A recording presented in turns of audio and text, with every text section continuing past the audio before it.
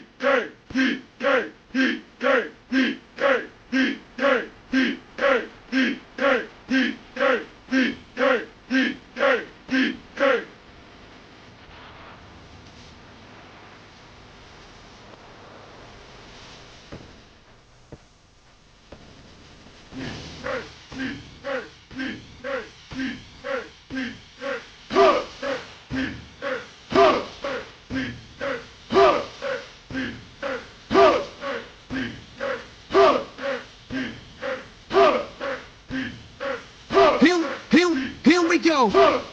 So please, here for you. Know the words, join in too. So you want it flat, take you through funky rap. Ducky dog. Ducky dog. So please, here for you. Know the words, join in too. So you want it flat, take you through funky rap. Ducky dog. Ducky dog. Coconut gum. It isn't fun. Buy it in spurts. It's gonna hurt. So peace, here for you. Know the words, join in too. So you want it flat, take you through monkey rap. Ducky dog. Ducky dog.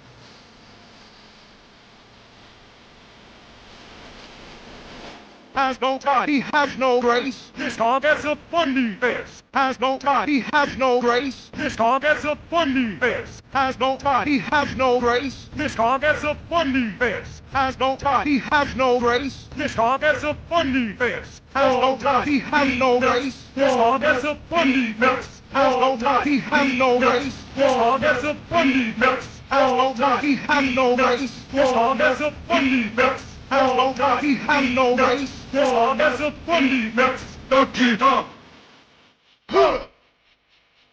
Ducky dog. Some peace here for you. Know the words, join in too. So you want it flat, take you through, funky rap. Ducky dog. It's so dumb! Ducky dog. So Oh peace here for you. Know the words, join in too. So you want it flat, Oh, take it's you so through, dumb. funky rap. This is the Ducky dog. dumbest thing I've done in a while, chat! Oh, fuck me. Oh, God, that's so fucking funny. Coconut girl. A coconut gun! Is Oh, violence first. this is the best thing ever. You know what? I'll let it go. I'll let it go. We're gonna hear the end of it. We're gonna hear the end of it. Some peace here for you. Know the words, join in too. Thank So you for the stream. want it flat, take you through, funky rap. Ducky dog. Ducky dog.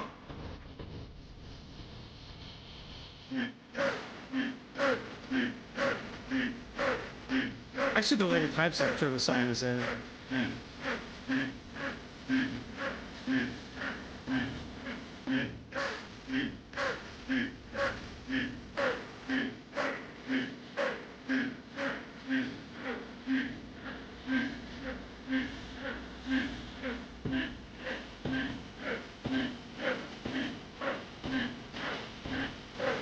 Hello, chat. We having fun?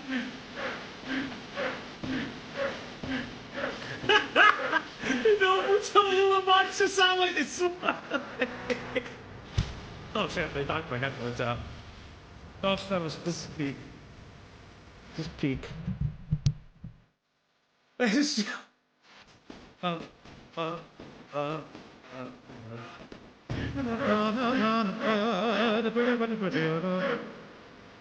I've actually sang this in concert.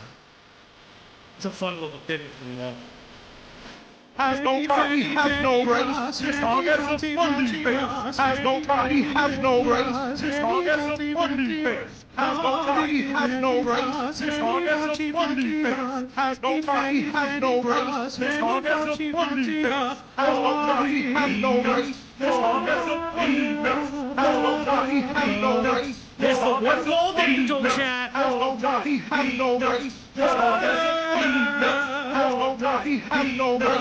This dog has a funny face. Ducky dog. Ducky dog. So peace here. Oh my god, how much longer is this? How much longer? Chat, this joke died. Donkey Kong. Yes, everybody. Hello, everybody, and welcome back to the Outlook, your one-stop shop for everything commentary, news, and going-alongs on the internet. I am your host, Fauci EXE, coming at you live from Outlook Studios. It's been a minute, chat, and that dog is very tired and very hungry for treats. She's suffering from you specifically, chat. She has missed you so very much. The Gaming Tyro with the $1. The Gaming Truge tipped Truge, I always $1. say that. I Hey always say man, your name hope wrong. you had a nice vacay.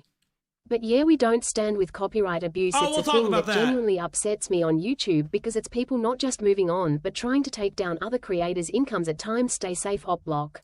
Thank you. I mean, it's not my main source of income, but we will talk about KP in a little bit. Did I have fun at the wedding? Yes. I did. I did take a selfie. I don't post selfies very often. I did take a selfie. I don't even, do I show the selfie? Is that what people want? They want to see a selfie? Like, I don't take pictures of myself very well to begin with. Did I get drunk at the wedding? No. And Until my family being drunker than me became a problem, yes. Oh, you and Cloudy got married? Axis, don't you dare fucking start with this bullshit. I want to hear you start with this bullshit. I do not get white girl wasted. Was it an open bar? Yes. All my selfies are ass. I just don't really care about selfies particularly. I take pictures of my suit and that's pretty much it. I mean, I'll show off the suit. I'll show off the suit. Give me a second. I have to go into pictures I have sent from his image. Where am I? Sure, I'll show this off, I guess. Ugh. I mean, fuck it, I don't really care. There you go. Let's go to, I'll mute this for a second. Camera watch. I always say this, we'll skip this, yada, yada, yada. So, like, yeah, I wore my, for those who don't remember this suit, I wore this suit during our Christmas karaoke stream. I have a couple 3-piece suits. I forgot my watch for this suit, and coincidentally enough, I forgot to open this pocket because I had a pocket square that matched the tenor of this tie. I completely forgot about it. I didn't have like a small scissor on me to like pop it out, which was what it was. I still have that tie. I gotta do stuff with it. Yeah, but I went to a wedding. It was a lot of different fun. It was a lot of good time. Damn, so bougie, girl. You know I'd be like that. But no, it was a really, really good time. A lot of fun. And nice to see my family. We all are kind of like this in a weird way. I hope so, Captain. Time Strangers stream soon. BTW Beat Break is sick. Been watching Beat Break with friends. Really, really excited. Time Strangers hopefully soon. It's just a time thing. It's just a time thing. So there's like a nor'easter here in like Jersey, like in the tri-state area. So like it was a pain in the ass to get where my relatives live because my relatives live pretty far. And it was like a pain in the ass to get there. And with the nor'easter, it was a lot of rain in a very short amount of time. But otherwise it was a really fun wedding. I kind of just like I stayed overnight. Which I wish I hadn't done because I wasn't really that drunk at the end of it. But it is what it is. I would have driven home because I miss the feeling of my own bed. Listen, hotel beds are okay, but it's literally what it is. Common New Jersey L. Too bad it wasn't just New Jersey, motherfucker. So don't you start saying shit, Blue. This motherfucker rocking that Corleone drip. Yeah, you know. But it was a good time. I had a really nice time. It was nice seeing my family. I don't get a chance to see my extended family very often. So it was really, really, really nice. 50 gifties for the Fauji/Cloudy wedding stream. I can't even say yes to that. I cannot say yes to that because Cloudy would kill me if I said yes to that. Unironically, Cloudy would actually would kill me. It was not like I don't think I could ever do that. That would be like 500 gifties. She would literally she'd kill me if I ever made our wedding a 50 gifties goal. She'd literally like 51 like 250 gifties. Like no balls, one stream only. I couldn't do that. Like she'd actually fucking kill me. But yes, it was a nice wedding. I'm glad I got to enjoy myself. It was very nice seeing my family again. I have a lot of siblings and a lot of relatives. They like to get drunk. I like getting drunk on occasion, but not like too huge. But it is what it is. How do I say this? When you have to stop one of your siblings from like grabbing on to everyone at a party, it gets really weird and annoying. It gets really weird and annoying. I had to prevent like they're very nice, they're very sweet, and it's just such a pain in the ass having to do that. I'm one of 5. Are you? And we actually really are normal drunk people. I'm also one of 5. None of my siblings are normal. Okay, like This is like a thing, by the way. B, we need to talk later, motherfucker. Vance, I look like a hipster. Okay, if I really wanted to be a hipster, like straight up, if you really want the hipster fit, what you do is you fold this again. Like, hold on, can I fold it again? Nah. Like, this is like, if I folded it a little bit more to where it would double fold, then I'd be a hipster, but I'm not a hipster. Yeah, I'm also 1 of 5, so I totally get it. He'd have to have a gay man bun. I used to have a man bun. You can't hit me with the We Need Talk Live. We do, motherfucker. There's Kamen Rider and Digimon to be watched, and you've been asleep all day, motherfucker. I have waited for you. I haven't even watched either yet. You ain't gotta tell chat everything. I don't mind being 1 of 5. Magical Raccoon became a member. Magical Raccoon celebrates 3 months of membership. Look at this Italian noodle, not beating the mafia allegations. I never do. You like nice. 3 hope you had fun. No, you said you had a man bun. I had long hair. I had really long hair. You guys have never you know what, let me see if I can find it real quick. Hold up.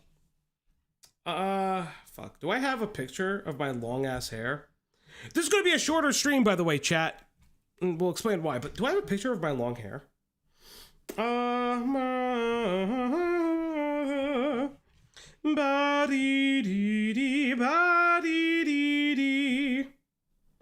Sephiroth. Do I have a picture of my long hair?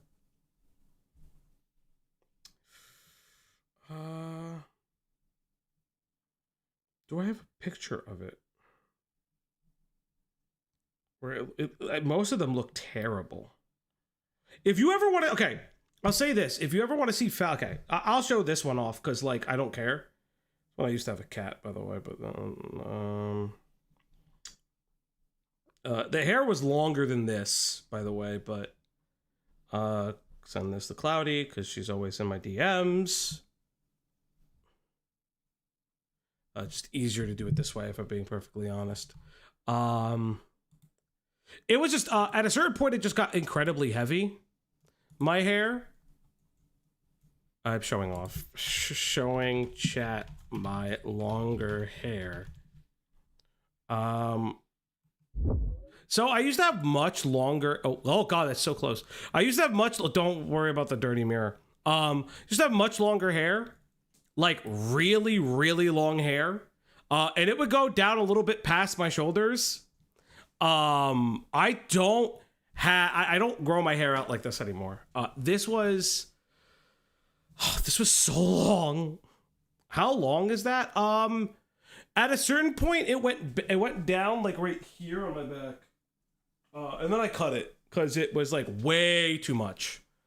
He has the chunk. What does the chunk mean? Yeah, I was heavier at a certain time. My weight always fluctuates. I've been like rail thin. I get like real heavy. If curly longer than look. Yes, my hair is incredibly curly when it grows. You look like a booked lesbian. I wonder if that's why a certain creator is so obsessed with me. Yo, that is woo wee. That's funny as fuck. That's hilarious. Oh yeah, I heard Dan and Phil finally like formalized their relationship. I really don't give a fuck. I never watched Dan and Phil ever. I know of them. I don't. So like classic YouTube is kind of like crazy to me, and it's like I don't really care. Do I have a picture with my bun in? Do I have a picture with my bun in? Let's see if I do. It's been a while since I actually looked at my hair like long again. It's been so long. Do I have a picture with my bun? Bro, the worst part is like when my hair goes all over the place. Oh, that was the longest it's probably ever been. Oh, it's actually with the same beanie. Let me see if I could find my man bun era. Do I have any? You have to understand, I don't really like take pictures of myself very often, so it's like actually a trial and a tribulation to find whatever I'm looking for. Niece.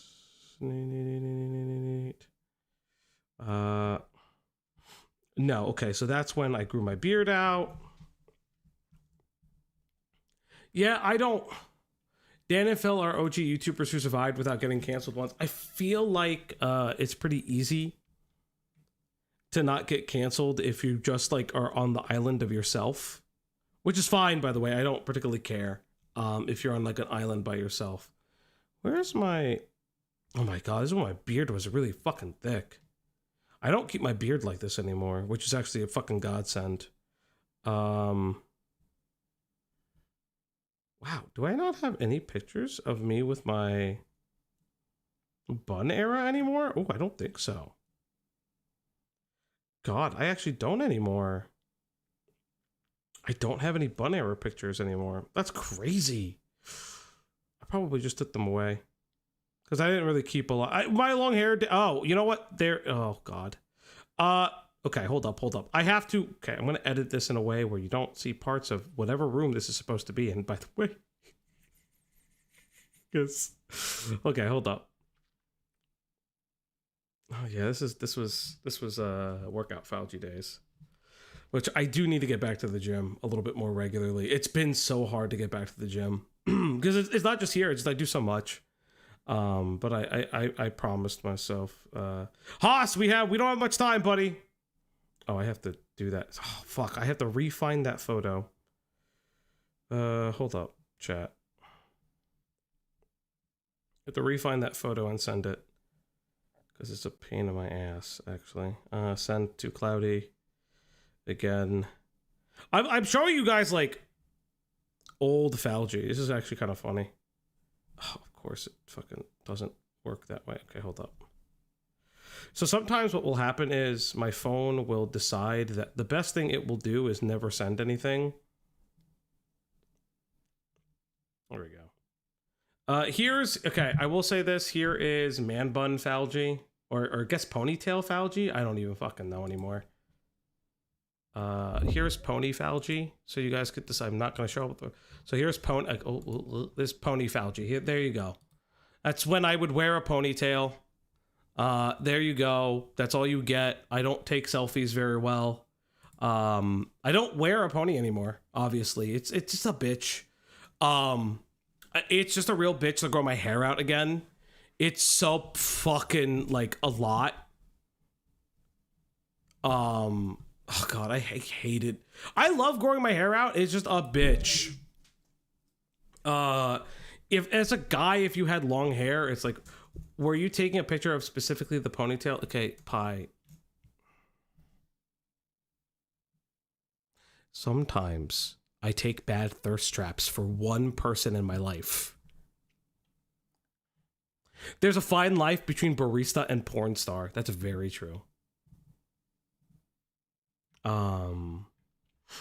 I wanted to give myself a pixie cut, but my face ain't built for it. I like legitimately don't know what to do. These are obviously Grinder pics. You know, I've never used Grinder. I've used things like Bumble and stuff. I don't really use like Grinder and shit. Oh my god, same. One person gets my naughty pics. But Layla, aren't you like married or some shit? Long hair to Omega's taking thirst traps. Okay, I have no plans on growing my hair out again. It's just a pain in my ass. Not married. Oh, I thought you were married. My bad. You could make a 10-inch human bob wig out of your hair. It's not like that anymore. My hair's short. I keep my hair short now because of work stuff. Nothing ever bad happened, luckily, but I don't actually want to get my shit grabbed. I'm dating in quotations. I mean, damn girl, you single? Be Snapchat influencer. Pie, that's your job. That's your job, girl. If you're growing your hair out, if growing your hair out is a pain in the ass, I have some questions. Pandemic, I grew my hair out, if that's the question. And then I kept it very long for like 2 years.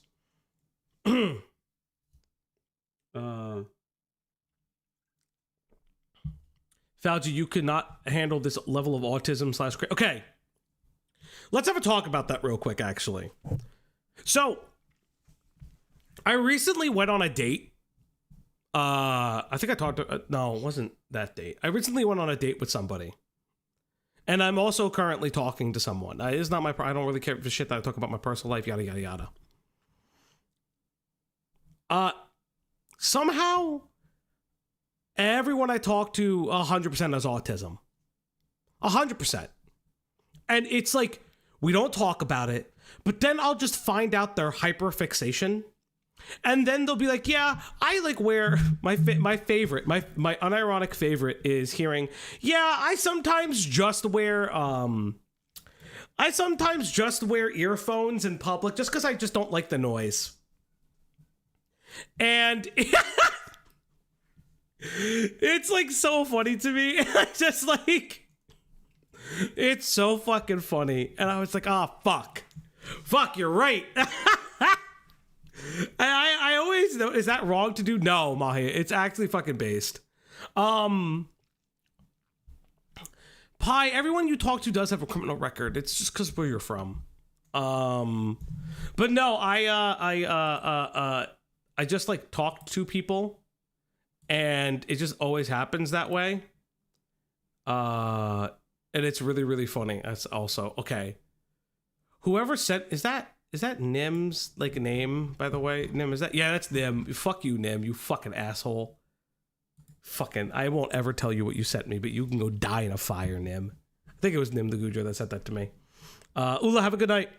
But yes, everybody, yes. Also, yeah, I unironically just like don't care if you are the kind of person who wears the headphones. Like I'm not gonna tell like Cloudy's business for instance. But I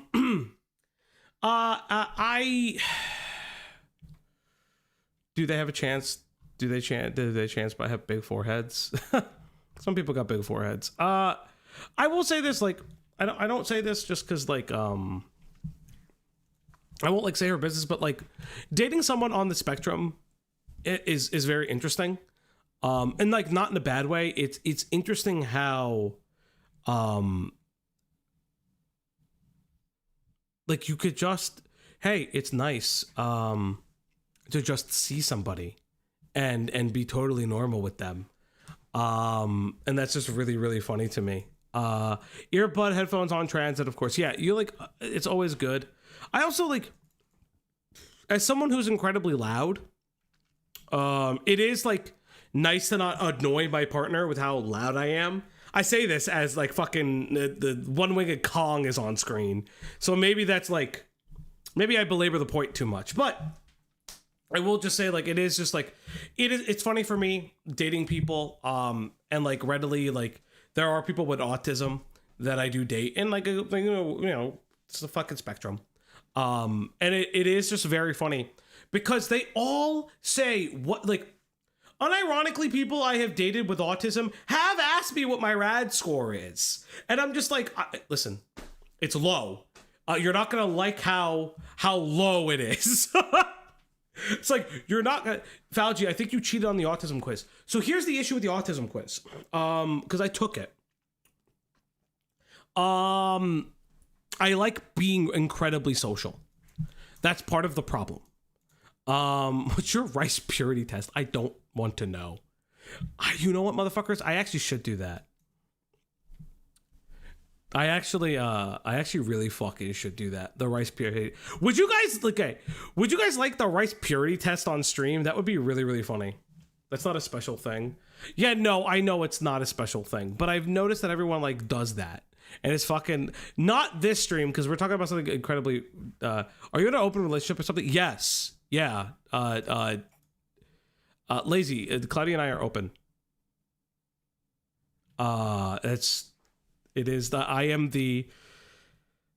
We are the token polyamory. Some autistic people are very social. Yes, no, they are. That's not what I'm saying. What I'm saying is, like for me, I don't really hyperfixate on things very often. The ADHD side of that is pretty obvious. The ADHD side is incredibly, I lose, like, I don't have a hyperfixation. Even Kamen Rider, which I love, by the way, it's like crazy. Are y'all like unicorns? What does that mean? Because unicorn means something very different. Unicorn means something incredibly different in gay culture. I've been propositioned to be a unicorn. If that makes anything. Token that somebody asked about unicorn. Yeah. Yes, I know. Yeah, I've been asked to be a unicorn. I'm not a swinger. I don't like that shit. What does a unicorn mean? So essentially, I mean, actually, I don't care. Unicorns essentially are like people, like when people are like looking for threesomes and things like that. A unicorn is typically like the mystical, magical, bisexual person or pansexual person, and that's the person you get to have the threesome with because hey, they're mystical and magical bisexuals there.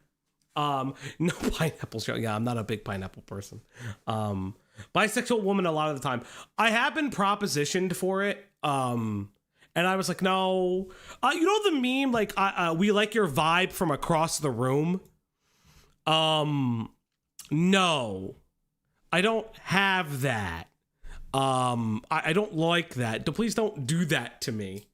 Yeah, I just say, like, for people who ask, I always just say queer. Because I don't really care specifically about like the gender of the person as much.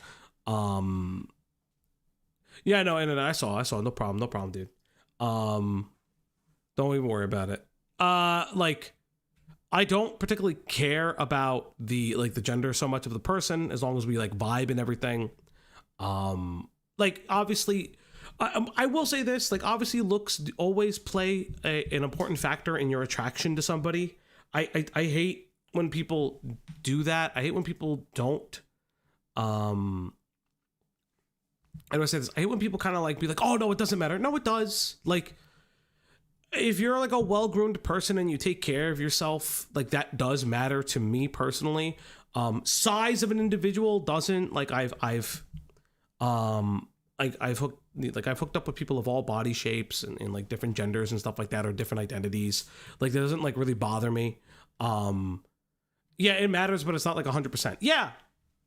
Like that's like a big thing too. For me personally, cleanliness is like a barely big thing, as just a partner in general. And if like, that's like that immediate thing. And then like obviously getting to know you is like a whole different thing. So like if we vibe, like, are you good to friends? Things like that.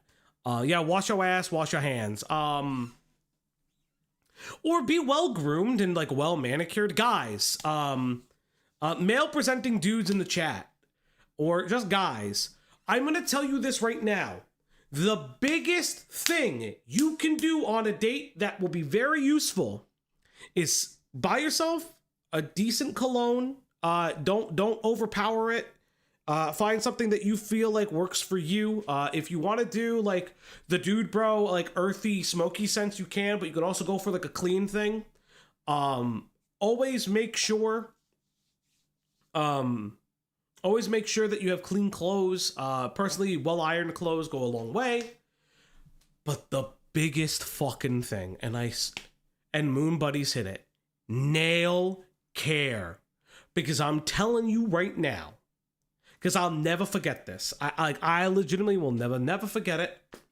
Is I went on a date and she literally said, like we went home and stuff happened and and we were just talking and she was like, I'm gonna tell you why you came home with me tonight. And I was like, okay, yeah, sure, why not? It's like, and I was like, oh, blah blah blah blah. Like we talked and we laughed, and she's like, it's because your nails are clean and they're trimmed. And I fucking died. Like she's joking, but like legitimately, like taking care of yourself, like shaving, doing nail care specifically is really, really important. Also, guys, do not be afraid of the pedicure. I swear to you right now, get a pedicure. You could do it at least like maybe, I don't know, once a month. If you can't afford that, my personal thing, once a season, you can do it at least. Like, make sure your shit is like cleaned out, that you have nothing ingrown, that any kind of calluses and things like that are like filed down specifically. Or just in general, just make sure, like, look at your feet, like make sure they're presentable, you know, wash, shit like that. Yeah, get a nail brush, super cool. Also just take care of yourselves. Like, the reason I really like fixate on feet care is like, I'll be legit.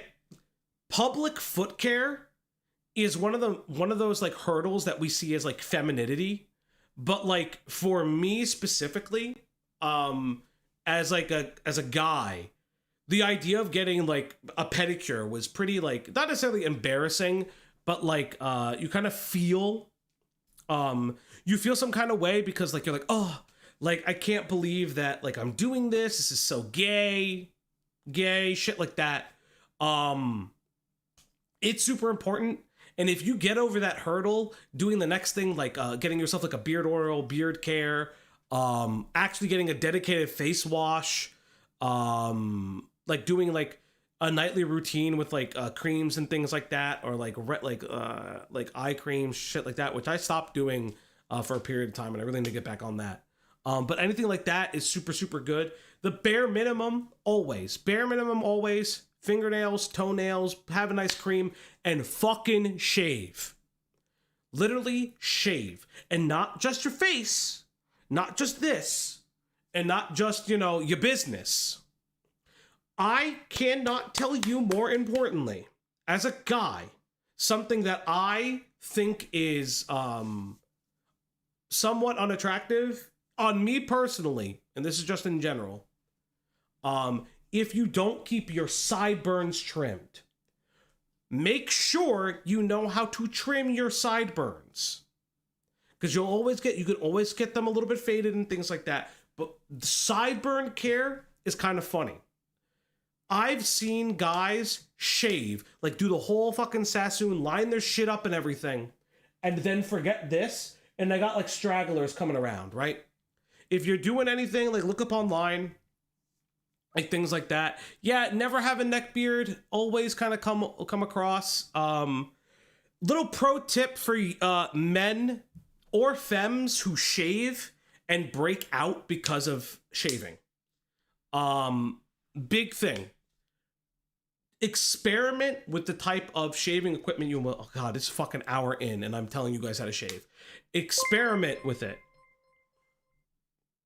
Mad Fox 94 became a member. Mad Fox 94 celebrates 6 months of membership. How's it going, chat? Hope you enjoyed your R&R foul. Yeah, thank you. Should I shave or braid the rear hair? Do not braid the real hair. But like a big thing is like being cleanly, especially with your facial hair. Make sure your sideburns are trimmed. Get a trimmer that has guards on it. Everybody, in my opinion, you should always get a trimmer with guards on it. The Gaming Truge tipped $1. As someone who has been in a 5-year relationship, the best thing you can do is listen to Falgi shave, take showers, and make sure you smell all good. I use Old Spice stuff, it helps me out. Love hearing everybody's walk of life. Take care, everybody. Yeah, thank you. I know. I'm trying to have like a good conversation before we get to the actual piece of shit. Zeeler Stonebridge celebrates 3 months of membership. Certainly a convo to have with the subject of this stream. Yeah, I'm trying to have like a kind convo before we get to like the actual piece of shit.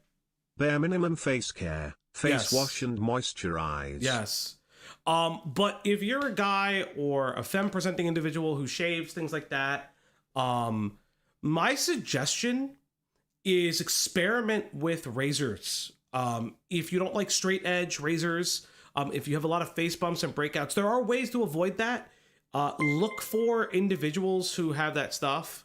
Stop calling out my ex's red flags like that. Crying face emoji, smiley face emoji.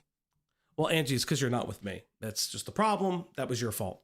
But experiment with different type of razors. I will get like a straight shave from my barber, but my barber's expensive. Like motherfuckers, my barber's expensive. Like if you get yourself a really good barber, like I get a haircut. If I had long hair, sometimes my long hair is like $185. But that's because I wouldn't go for about 4 to 5 months. Short hair, I go like every 2-ish months, and it's a little bit cheaper, obviously, and I always get a shave. So my barber will use like a single razor. I trust him because he also does a little bit of other stuff. That I go to a really good barber. Face bumps can also be hormonal or genetic, and there are treatments for that as well. Greg is absolutely correct. Some other things you can do is experiment with razors. So for the most part, I use like a barber razor.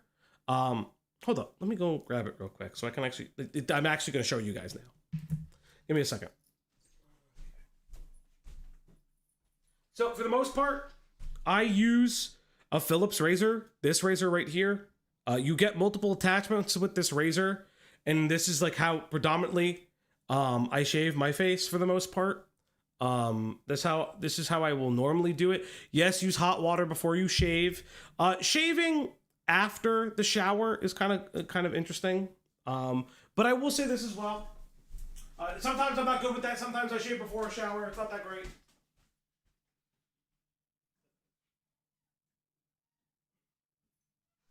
So, I also have I also have a foil razor. And for those who know, predominantly my black chatters or Hispanic chatters in chat, you will know what a foil razor is. So a foil razor is that there's like 2 little razor blades underneath the foil, and it goes underneath, and it gets a very, very close shave. The reason I have this is like I have a straight razor. I use it on occasion when I want to like get my sideburns like razor sharp. Outside of using different heads on this razor, because I have like a big head, like I have a big wide head, a small head, things like that. Shave. You upset me. Nah, no problem, Mooney.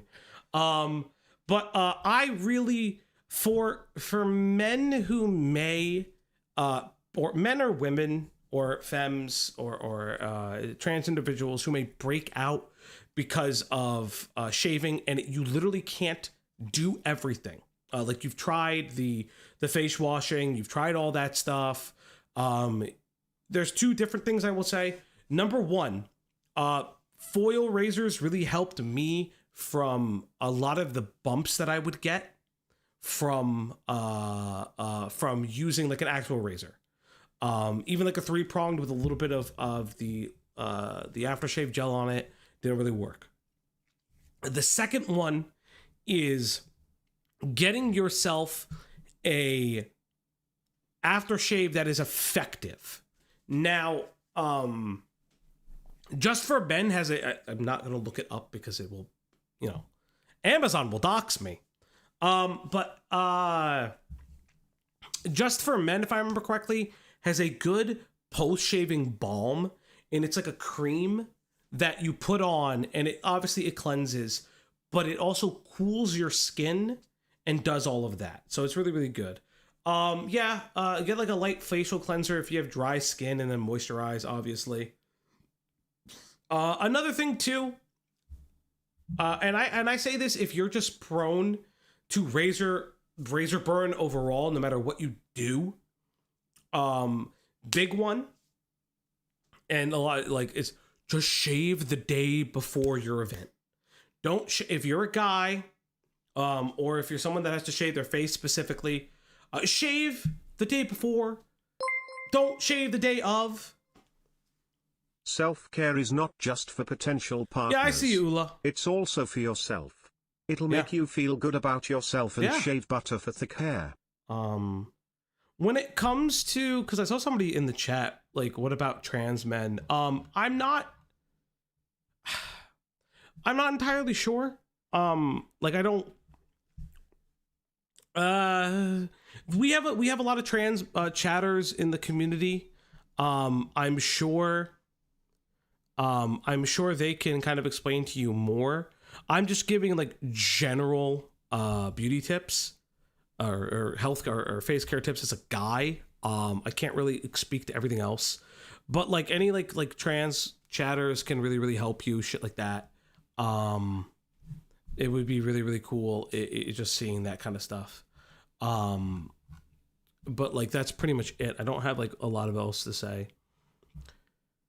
What about trans men, brother? Just try products and find something that works for you. I mean, like, but I think like the big thing, fork ups that I kind of like want to stress is there are different things you can do. Yes, single blade razors over, if you can, be careful, obviously. Single bladed razors over multi razors, they're very nice. And the razors and the physical razors that you buy, disposable. So like it's the same thing. Scotty B, I'm a trans man. I've had stubble for 4 years and nothing works for me. My face is always on fire. Heard great things about laser hair removal, I guess. I mean, that's up to you if you want. I'm 25 and I have the acne of a 15-year-old. Scotty, if you haven't already, like real talk to a dermatologist. If you haven't already, I think talking to a dermatologist is really good to do. It's just really important, but it's okay. But I mean, that's pretty much it. Like, I would say do a lot of research. Ian Watkins is an interesting name for a razor shop talk. Listen, it is interesting, but listen, I think that's self-care aside. Yeah. Learn your skin type, go to a dermatologist. Listen, if you guys want to talk about more skincare stuff, you could do it in the Discord. I think it's based. I think it's Poggies. And you guys should do that. Fucking pay attention. Get on. Listen, Pimenta. I know, brother. I know. I'm focusing. But yes, everybody, we have a couple different announcements for this stream. First and foremost, let's talk. Oh, God. Did it not? Okay, so this is obviously my Twitch and my TikTok thing. The Twitter? Is that what this YouTube at is called? Is this called Twitter, chat? Is this what I call Twitter from nowadays? Is this how you do it? Is this Twitter? Fuck it, it is Twitter. Fuck it. I can't remember. But yes, chat, let's talk about Twitter. Let's talk about the YouTuber I love KP a lot. Chat. So I woke up this morning to KP striking my video. KP has given me 7 days for a copyright strike. Now, I do find it fucking hilarious that the media reviewer who uses other people's work, just like I do from time to time, has the audacity, the fucking gall to fucking highlight me. And I want to say something very interesting. She even cited the Google Doc for the section of the video. So if you don't know, this specific section is for the version 2 script of her shit-ass apology, where she throws everyone under the bus, she's crazy, and all these things. So what's going to happen, right? So I'm going to make something very clear. First off, do not harass KP. I want to make it very, very clear. Please do not harass. I made an announcement in the Discord. I am, however, going to be tweeting Team YouTube every single day until this gets rectified. Because here's the thing that pisses me off. Now, Rachel, I'll see you in fucking court if you want to go that far. I know you don't got the money for it, but I'll see your ass in fucking court if you want to do it. Listen, I got insurance. We can fucking do this if you want to. Because here's the interesting thing. She has not also attacked me. She has copyright stricken Cope and Seath and everything like that. And so I knew, peek behind the glass. Obviously, I heard about this. Apparently, KP sent a nice long letter to Lio Convoy, of all people. Now, we talk about this. But interestingly enough, here's what she had to say as one of her PSs.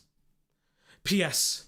I would warn your little friends I have sent, as in already pending, DMCA takedowns for anything, both videos and streams, using private or leaked information. Commentary is within their right, but nothing more is a violation of my privacy, boundaries, and threatens my safety. I think we both know that it's going to the police when someone is sexually harassing you on the internet is a moot point. You have my consent to warn others. So KP is highlighting that she is copyright striking for malicious intent. She's not copyright striking for anything important, by the way. No warnings were sent out. Obviously, I know Lio sent this to me, but like, this is not because she's worried about copywritten materials. She is doing this for malicious intent, which is a clear violation of the DMCA program that is instituted within YouTube. It is a violation of some of my First Amendment rights because it's there. It's a violation of fair use because it is transformative content. So it's very interesting to me every day that KP does this. Now, please, what I would say you could do, sure, retweet me. You can @ Team YouTube and YouTube creators if you want to. I don't particularly care. Well, what would be the grounds of this if it was a private script that was leaked? Still transformative content. She has to prove that it's not fair use. She has to prove that it's not fair use because it's a leaked script. She doesn't own rights to that script necessarily. Also, I thought she did everything for free.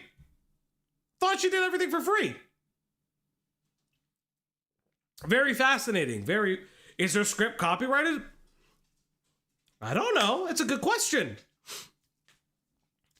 How does KP own a company if you don't make any money off of this? Fucking crazy, right? I don't know. She also did it to Hidden, highlighting that as well. Even in German. And here's what I will say, right? And then here finally is Cope and Seeds. Because, again, remember, she's copyright striking not even for that. She's copyright striking us when we've watched the video made by someone else. And also, it wasn't a call. Is there a way for you, Hidden, Yen, Beckett, and others to file a claim together? Strength in numbers and all that? Not sure. Not necessarily. The Gaming Truge tipped $1. KP. I sent you emails that you haven't responded with. If you come after other creators, we will come for ya. Everybody has been giving you fair use criticisms and you do everything for free, so maybe remove this and hold your L, you crazy pony girl. Okay, so I disavow that. Please do not harass KP. Do not harass KP. I disavow. If she has struck your content, you are within your right to email KP. You're within your right to email KP if she struck your specific content. But please do not do that on my behalf. Please don't do that on Beckett's behalf. Please don't, like, I'm 100% serious. Do not email her with a fucking vague ass threat of that. Listen. Is KP fucking stupid? Yes. At Team YouTube, at the YouTube creator team, if you want to do that on YouTube, on Twitch, on Twitter, if you want to fucking retweet the things that we have, sure. Because at this point, I mean, KP, we could wrap everything up in a fucking class action suit if you really want to at this point, because you've affected multiple creators. Because I'm not the only one you've sent this to. I know Internet Adjacent has gotten privacy notices, and probably we'll go further with that. So, listen, all I'm saying, KP, is that this is not the move. You've Streisand your effect now. And now, am I going to say, and I know some people, so does how filing. So how does filing a counterclaim work? So here's the thing with this type. It's not a counterclaim in the same way. She is using the DMCA system. So I have to then take the video down And then if she doesn't file any paperwork, from my understanding, for 30 days, I could just re-upload it if I want to. Now, I understand, if I'm listening correctly, that filing a fake affidavit, because that's what this is illegal in its own right. I'm not confused. I'm not saying that she's committing a crime, and nor am I a lawyer.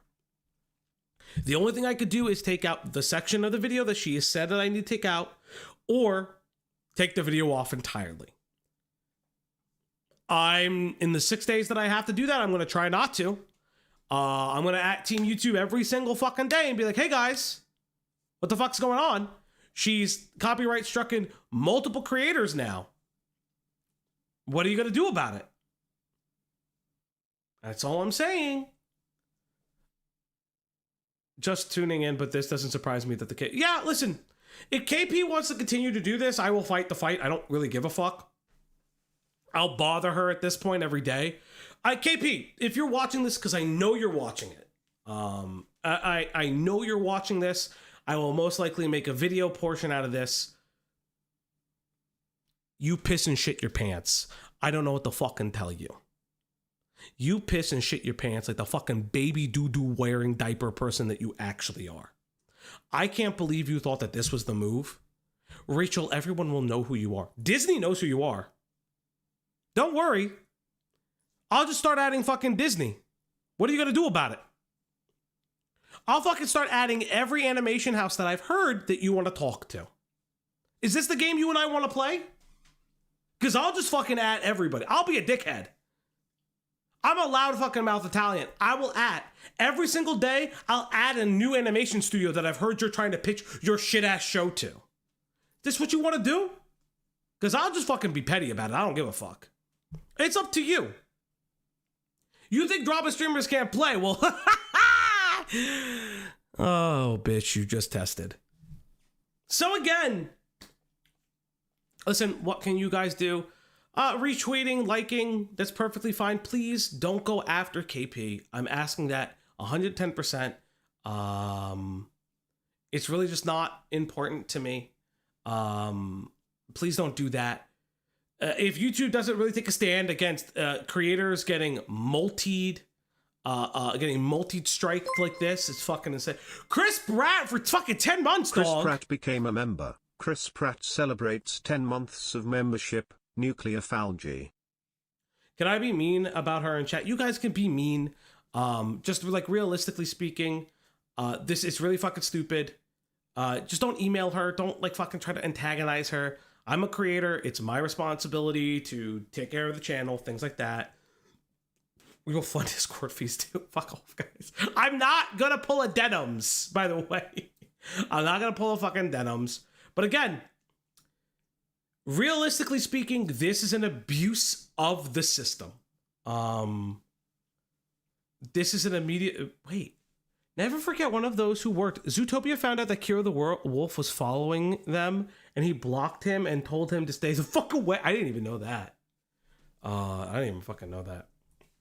I'll tell you... Okay, I'll tell you this straight up. She would never pitch a show to Spindle Horse. She would never pitch a story... Fuck it, I'll say it. She's pitching to Disney. Fuck this bitch. Why am I respecting her privacy? Yeah, she's pitching her shit show to Disney. Yeah, fuck that bitch. I don't fucking care. But no, she could never do Spindle Horse because Bogsy works there. That's the 16-year-old who fucking gave her PTSD. Yeah, you think Disney's gonna touch you now? That's crazy. Now, I've heard some other stories, and maybe a KP video is up on the horizon. But you know what? I'll actually shut my fucking mouth on that one. But yes, chat, that is the end of the KP segment of the stream. Thank you guys very much. Now, it's time.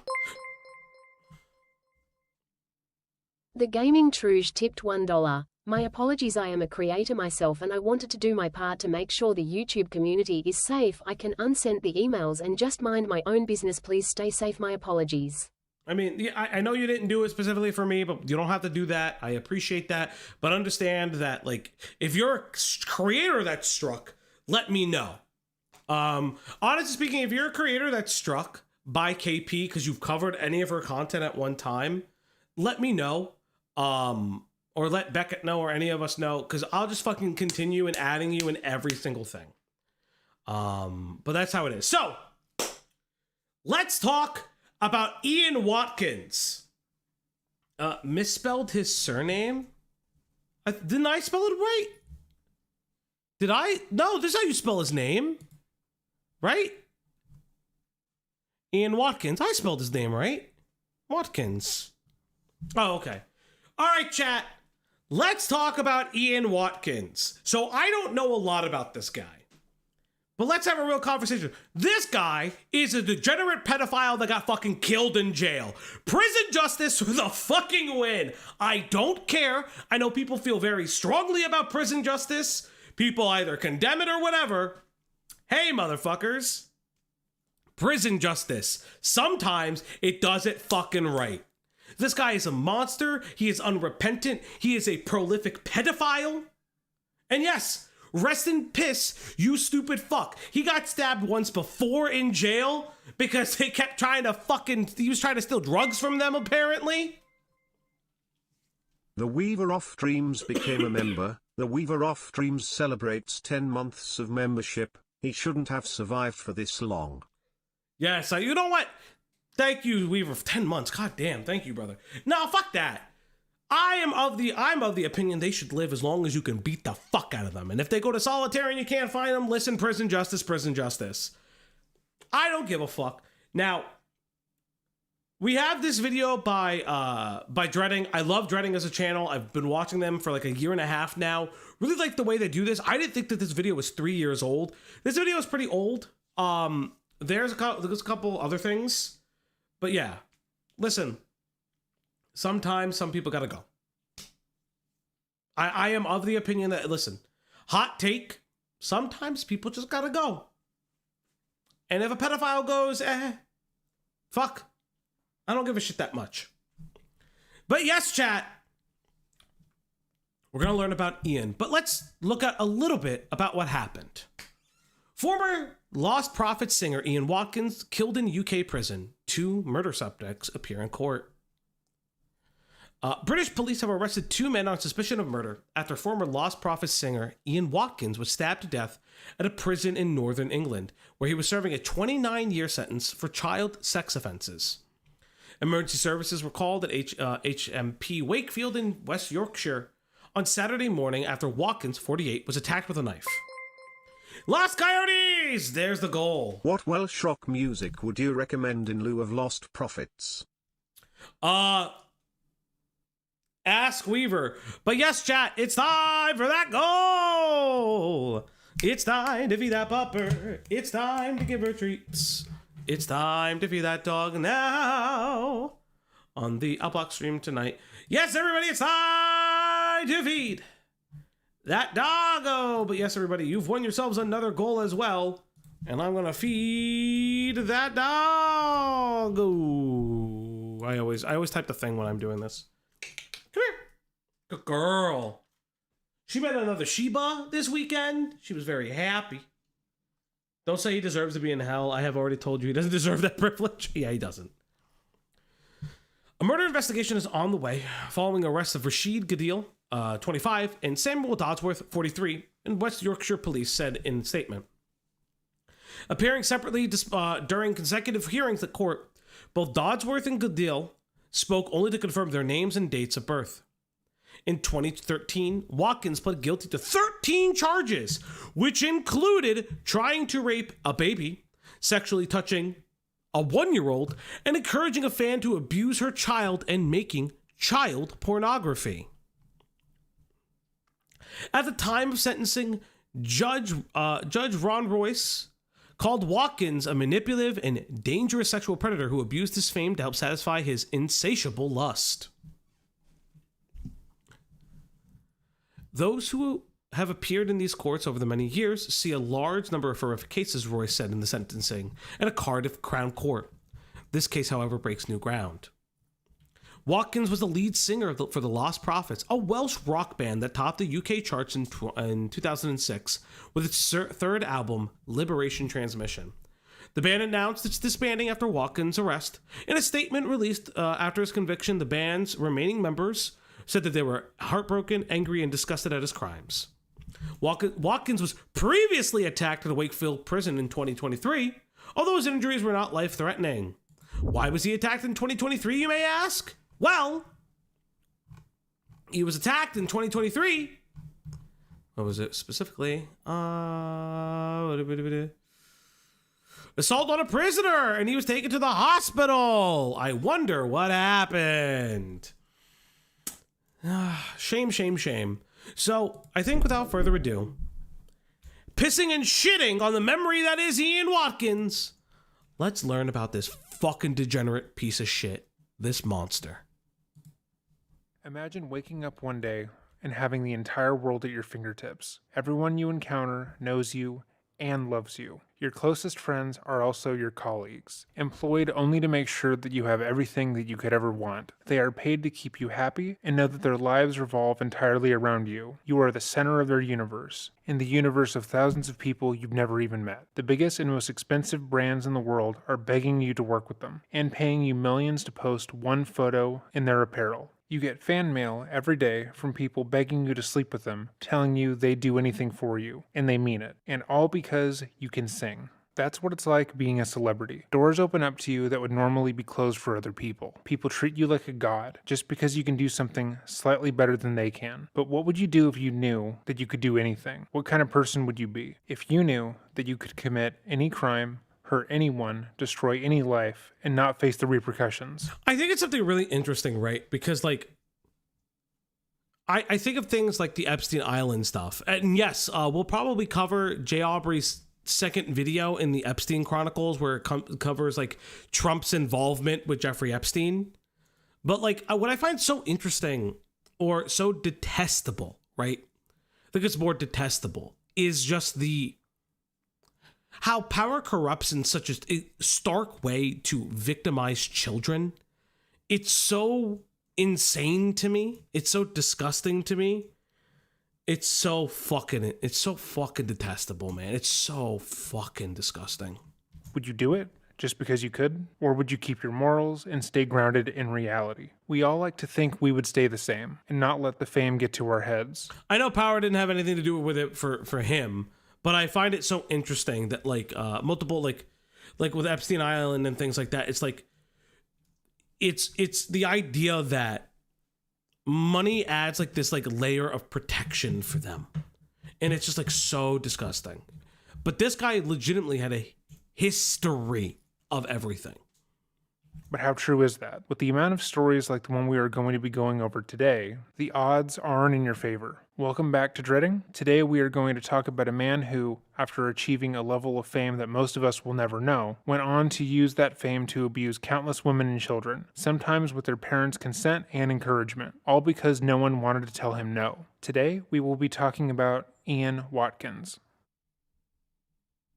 Upon researching Ian's early life, it is striking how absolutely ordinary it is. His life wasn't one of hardship or tragedy. He wasn't deeply abused or tormented growing up. In fact, it was quite the opposite. So much so that there are very few interviews or articles that mention his youth at all, even from before his crimes. Ian was born into an incredibly loving family, with a mother who adored him.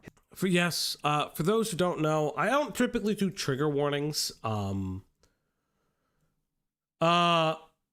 I don't typically do trigger warnings, but, like, one of them eventually does involve Watkins convincing a mother to sexually abuse their child for his sexual gratification.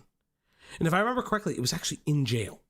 He convinced a fan to do it, like, in jail, if I remember how the story goes.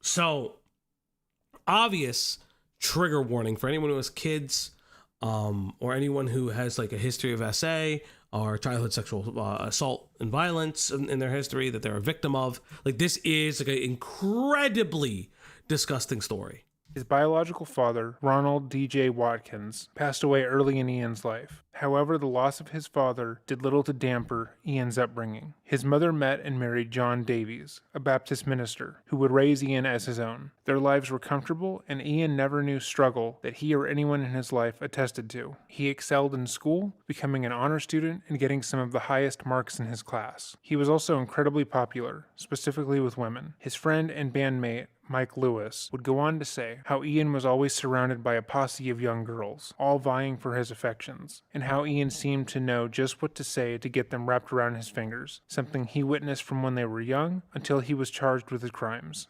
Throughout his high school years, Ian became obsessed with the idea of becoming a famous musician. He loved rock, specifically the American punk rock scene. He would talk to his friends about the bands he was interested in, and how one day he too would be in a band that was big enough to break America and the world.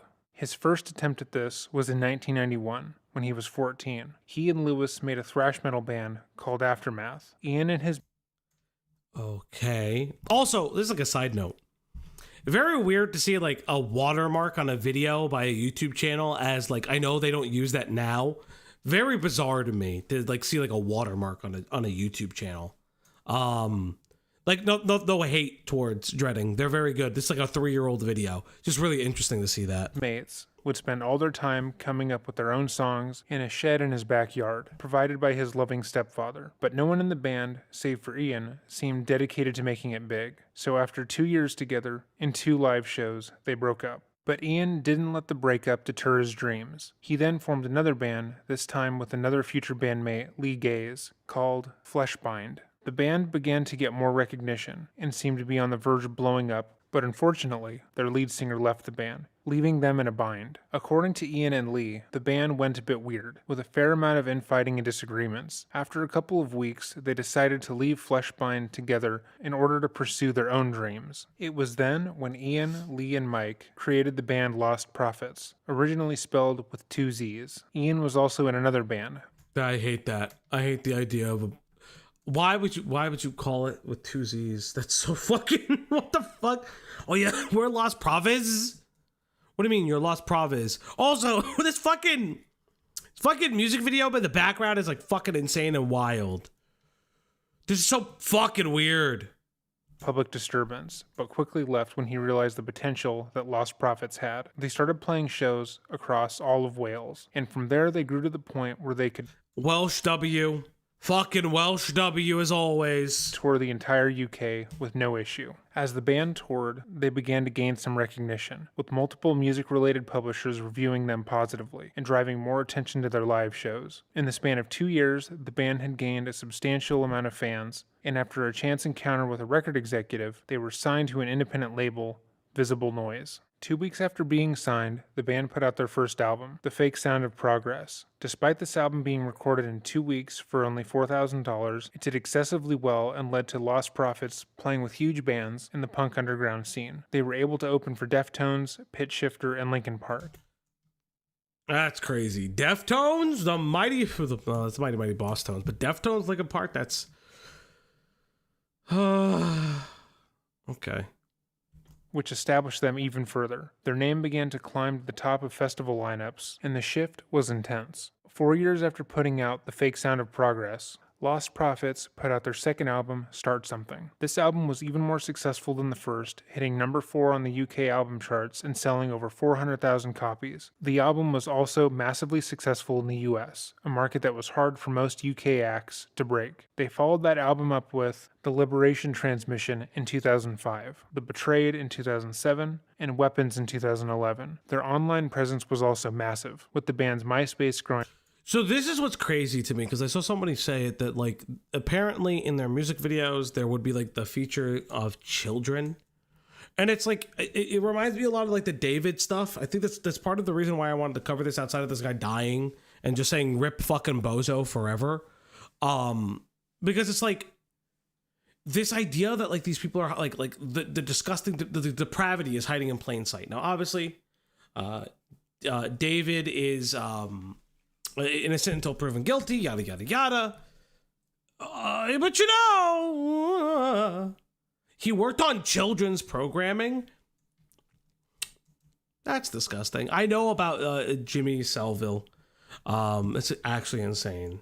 rapidly. At this time, Ian created the phrase that is still used today, megalols, which appeared on their merch. However, during the last 3 album cycles, Ian's life had taken a turn, where he had always boasted about being straight edge and maintaining a purely sober lifestyle. Over the last 7 years of touring and making music, he had seemingly Seville, I don't know how to say names, you know this. abandoned all of his morals, choosing instead to make it a point to use his fame to hurt others and to abuse as many people as he possibly could.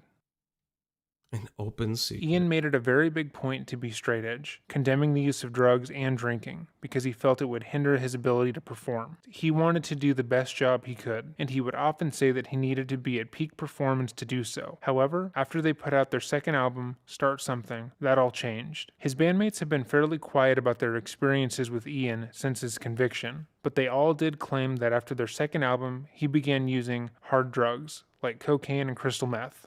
In an interview with the... Yeah, but none of that, like, made him abuse kids, so... Okay. Drugs they just exist. They're just drugs, by the way. Perp Online, Stuart Richardson, the band's bassist, went so far as to describe how little the band could stand Ian when he was using, and how they had to distance themselves from him. It is clear to see that he does this in order to deny culpability that he or his bandmates knew what was happening, but nonetheless is important to notate. He described how Ian would have his own dressing room, his own areas, away from the band, so it wasn't often that they would have to engage with him. He was also quoted as saying, "It was just getting to the point where none of us could stand being in the room with him. From day one, he always rubbed me the wrong way a little bit, but I personally thought it was my problem, not his problem. I was like, am I just jealous of this guy or something? It wasn't because I thought he was what he was. There was no inkling of that, but he was just so fucking arrogant. But at the same time, I thought he was just kind of playing the part, and he kind of was as well. So I always felt a little fucking weird about it all. But at the same time, I thought he was just being a rock star. His brain..." Yeah, like, this is just, it just sounds like he is using his shift into hedonism to act out his darkest fantasies and desires and just evilness inside of him. Kind of rock star was the more douchey kind of rock star. But still, rock stars are kind of douchey sometimes. It's all part of the fucking circus. Maybe in today's climate, the douchey rock star stereotype would never fucking fly, but it did in 2000, and there you fucking go. Unlike what we know now, it doesn't really reflect what we knew in 2000. We learn things as we grow as a society. Oh, fucking Copernicus, thanks. Every member of the band... Remember, chat, we live in a society. We live in a society. And maintains that the only illegal activity they witnessed was Ian's drug use, something that they actively tried to put a stop to. According to each member, they had multiple interventions and pushed Ian to get himself straightened out because they felt like if he didn't, he was going to overdose and probably die. They stressed what a poor... Oh, what a shame if he just overdosed and died. What an absolute shame. What a shame that his friend stepped in to try to save his life. What a fucking I don't know if I believe... Listen. There's always 3 versions of the truth. His, and somewhere in the middle. Or mine, yours, and somewhere in the middle. Yeah, it is what it is. I don't know, like, I can't imagine with how, like, documented and, like, prolific of a predator he was at a certain point, that, like, there wasn't any, sorry, I have to roll up the bottom of my pants. There, like, wasn't any indication or anything that like, they knew. So that's what I have to imagine. Like, that's in my heart of hearts. I gotta hope for that, because it would suck if it's the other way around and they knew and like refused to do anything, because that would be fucking like disgusting. By the way, I want to make that very fucking clear.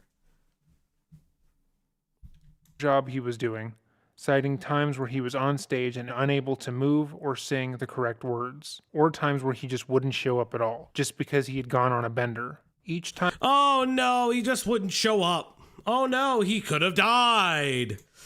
Time they would have an intervention and take a break from the band, they would report that Ian would get better. He would check himself into some rehab program and be on the... Okay, that's a fucking shame. He should have never got better. He should have got fucking worse.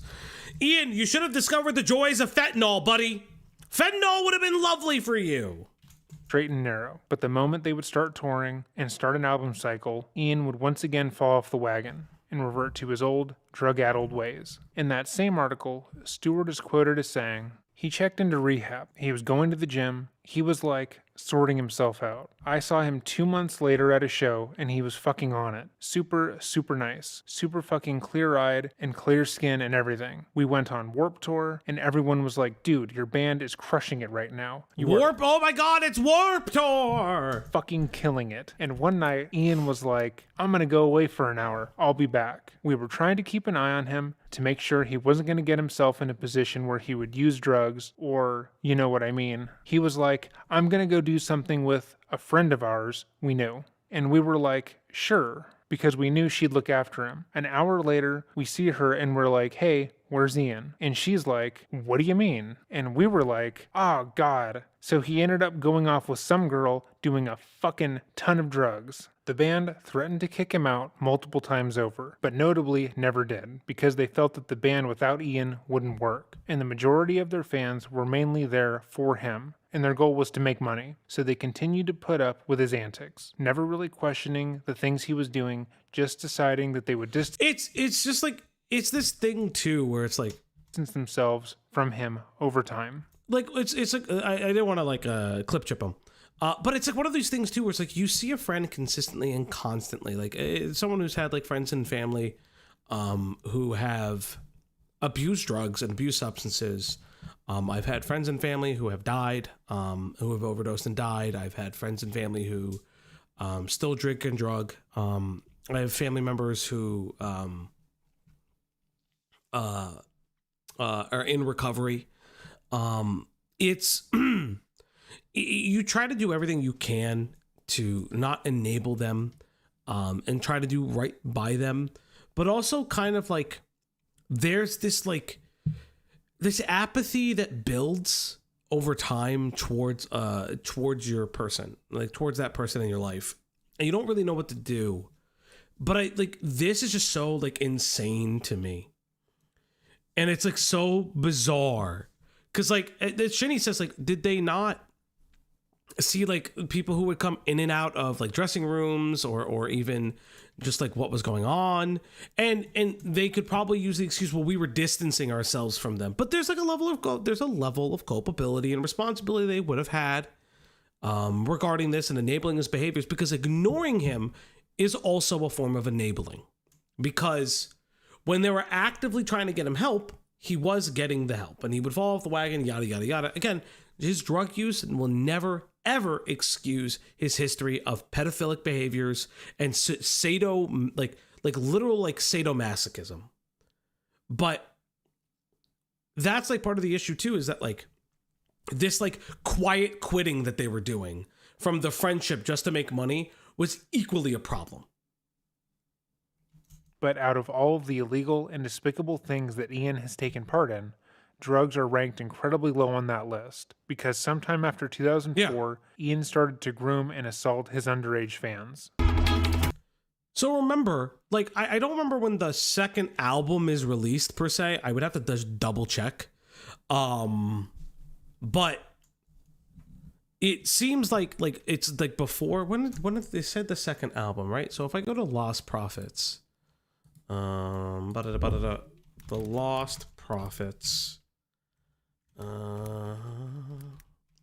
my voice is starting to give out. That's really funny. So their second album, right? So their second album is Start Something. So it does coincidentally like line up with maybe some of his drug use, but that's not an excuse for just the literal depravity that's happening. This is the lady that runs the Jocko Street team.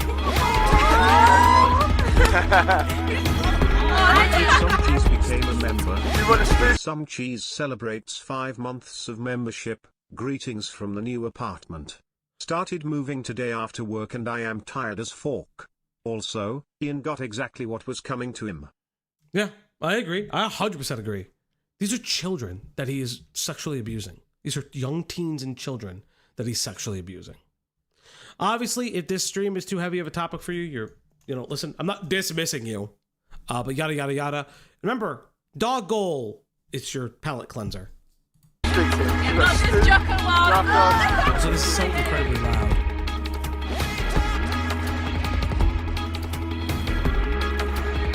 We love Lostprophets! According to his ex-bandmates, they believe this began sometime after he started using drugs, simply because they had never witnessed anything that he was doing. Prior to that, he had always had relationships, and they had never really seen him with anyone who looked younger than 18 in their opinion. The veracity... In their opinion, they never fucking knew? Okay. I'm just gonna shut my fucking mouth. of these statements is cloudy at best, seeing as fans of the band had always been younger, with one witness who described interviewing them multiple times and multiple tours described a show as being filled with school-aged children, with a lot of visibly young female fans being allowed backstage around the entire band. Regardless of when it started, Ian began to use fans of Lostprophets for his own sexual gratification, bringing home a different one every night, with them getting progressively younger and younger. It's like so interesting to me, because like I understand groupie culture, and I've always I literally don't like I don't care when it comes to like groupie culture. Obviously like people sleep with their fans, it happens, right? But there's something so sadistic and so sinister and so predatory with the way Ian does it as they get younger and younger and younger. And it just be like, it is the fixation on the youngest and most vulnerable people in their audience. If you're two consenting adults, I really don't give a fuck. A lot of people will scream power dynamic, this and that, but like there are some times that people just go. Listen, some people go to try to fuck a band person. It does happen. This is why Courtney's grouping point is so wrong. Yeah, exactly. Because like the whole like flashing titties consent thing to get into the back room, like there are young girls, like underage girls who can do that, who think that is a move. Like it's just so like disgusting. And it's this idea that like, oh, that just gets them in. Like, no, this shouldn't. Like consenting adults are fucking whatever. Like I've gone to like comedy shows and straight up, I've seen the comedy groupies. Like I won't name the comedy show I went to because obviously A, doxing, and B, don't want to put anybody on blast. But like I've seen I've seen people go to a comedy show and 100% someone who finds the comedian attractive and the comedian walking out with them. I've seen it. And honestly speaking, that's like perfectly fine if everyone's a consenting adult. Like as long as there's no like sexual improprieties there. It was Joe Gatto, wasn't it? Fuck, I forgot that we did that stream a little bit. Yeah, chuckle sluts, I've heard the term. And it's like, but if everyone consents, it's a very different narrative to this kind of just like this preying on young audiences specifically. It's so fucking bizarre. He seemed to relish in how they would glorify him and treat him as if he were a god. Ian delighted in seeing how far they would let him go and the things they would let comedians have groupies. Yes, they do. Let him do because of who he was. In one instance, in March of 2007, Ian met up with a 16-year-old fan.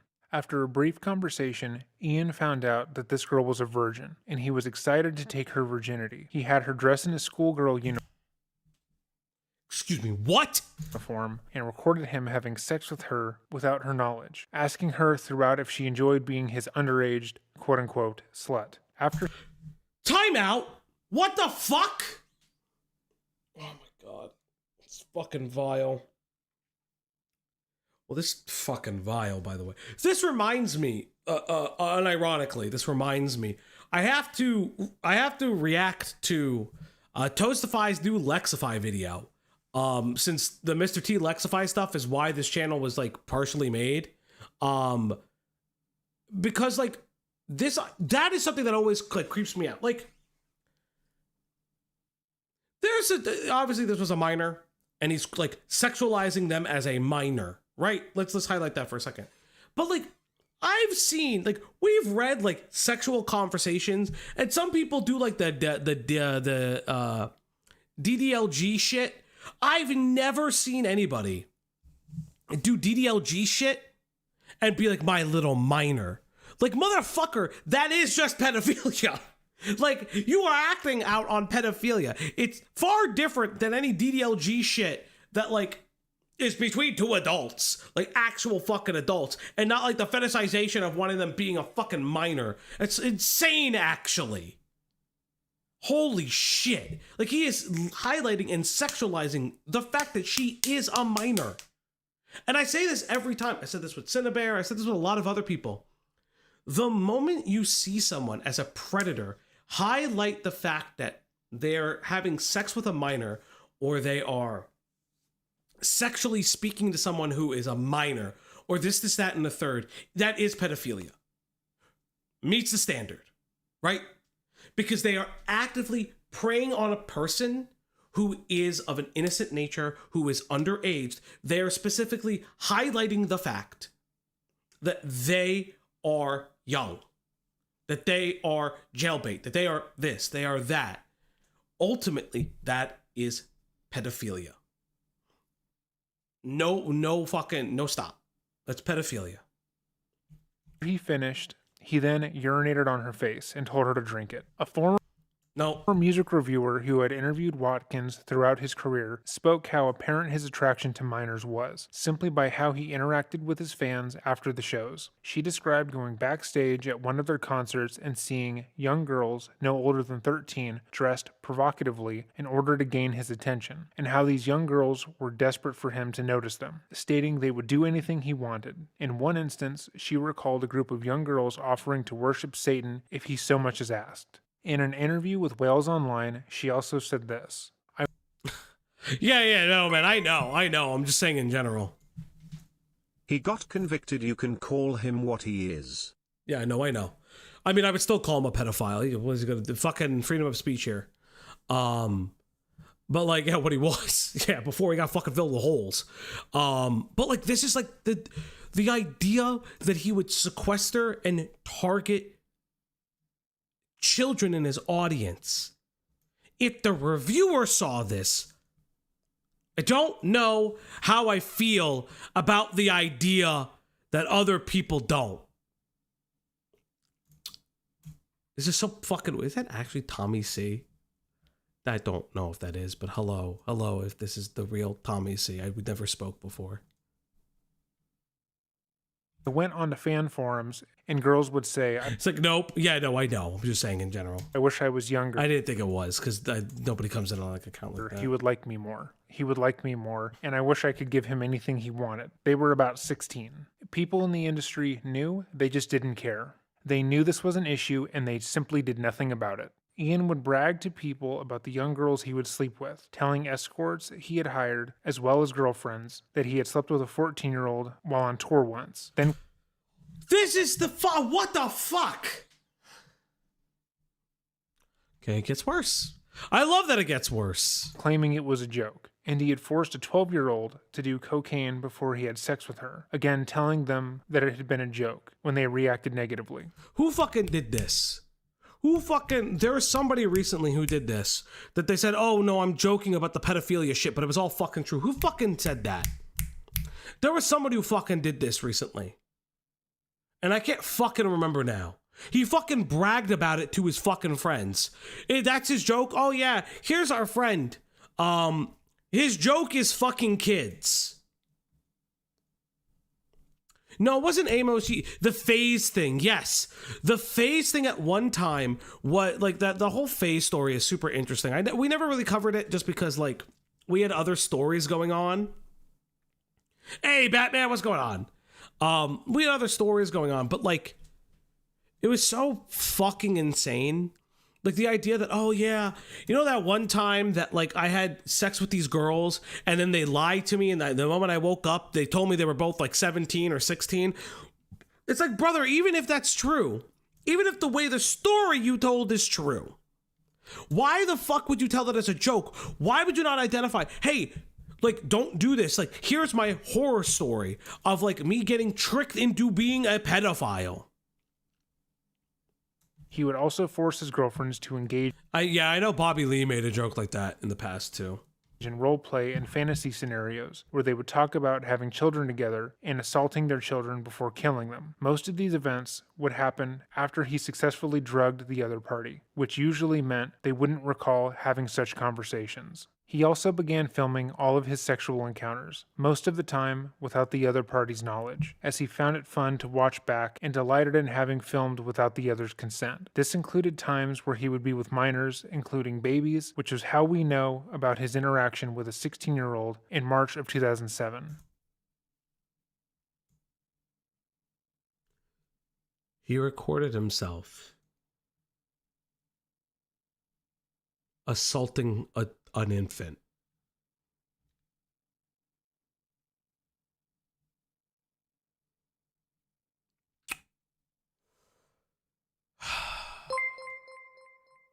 Okay. These kind of crimes make me wonder if these kind of people can be reformed. No. Unironically, no. From what I know, from what I actually know with this level of like sadomasochism, you can't truly be reformed. You have to just be locked and like chemically castrated. It's just my knowledge on it. Again, it's limited. I worked with a psychiatrist who actually worked with like incredibly violent sex offenders, and this is secondhand knowledge from her specifically. Because what she would do is she would work at a jail, and then they would go to their parole hearings because they would do treatment in jail. They would do like group therapy sessions, individualized sessions. They'd have treatment plans in jail to see if even if they'll never be released, can they be stepped down? Can they get less intensive? Can they get this? Can they get that? And one of the things you have to recognize with like this kind of paraphilia, it's that it's very clear that it's intrinsically tied to his personhood, to what he finds sexually attractive in general. And like, here's the thing that like people like kind of like Ian is a very like interesting example of this. Ian is not just attracted to children. He is clearly in some way probably attracted to adults, but what he's specifically attracted to, I think what he's specifically attracted to is this idea of corruption, of destruction. Because remember, he convinces a fan to create CSAM of their child. He will convince a fan later to create CSAM of his child. It is at the point where like, this is not someone who, not someone who can be redeemed. And personally, in my opinion, some people are not worthy of redemption. Some people just deserve to be locked like encaged like an animal for the rest of their lives. It's just how it is. I know that, but Fauci, you're progressive. You're on the left. Shouldn't you? Listen, reformative justice, I do believe in. But the idea that this person only gets 29 years for his crimes is fucking insane. He should be locked up for the rest of his life. I'm also not one of these people. I'll actually say this too. I'm also not one of these people, like one of these progressives that think the death penalty is like truly abhorrent and evil. No, there are some people that kind of just gotta go. Sorry, it's just how I personally feel. There are some people in this world that are irredeemable, that the path of redemption doesn't exist for them, and that their crimes, they should, for the most part, most people should live with their crimes. But the reality is that some people, someone of this type of nature is constantly deriving satisfaction from reliving these moments. Is the fan who let their kid do that redeemable? Honestly, I don't fucking know. I can't pass judgment on someone like I can't pass judgment. I'd like to say yes, but I'm not entirely sure. Like, truthfully, I'm not entirely sure. Because like someone like Ian can never be regretful. In my opinion, he's not going to be regretful. He probably wasn't until the day he died. She was threatened. Was she? Didn't she do it to get approval from him? I mean, it is still a form of a level of grooming, in like certain regards, or indoctrination, things like that. So like, that's where like that kind of goes in. Like, did he take advantage of someone incredibly vulnerable? Because you do have individuals who are attracted to like serial killers, people in jail for crimes, things like that. He did use like his stuff. He did use his power and authority to even groom these people, even if he was in jail for it. I understand why the death penalty exists. I just don't understand what the state. I just don't want the state to decide who lives and dies. It's a complicated thing. Probably the best he got killed. I mean, it was prison justice. He was living in the UK. I mean, yeah, no, I kind of get that too, though. Yeah, hybristophilia is like an interesting topic. It's so interesting. And I agree with what some unknown says too. Like, there are people who are wrongly convicted.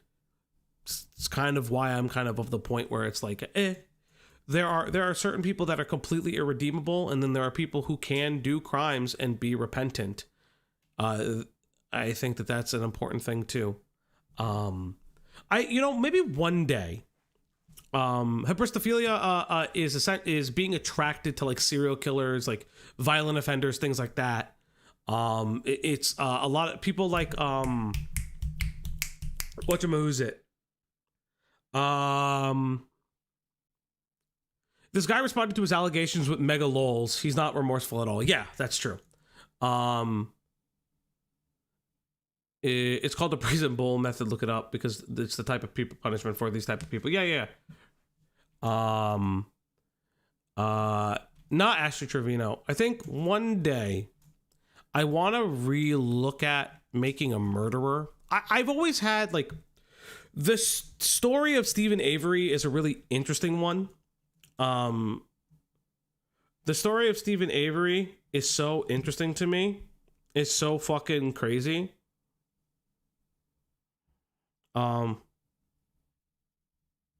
Because like Ian Watkins was murdered in prison. Yes, that's why we're covering him. Maybe one day we'll go over Stephen Avery. A very interesting thing. It's like one of those.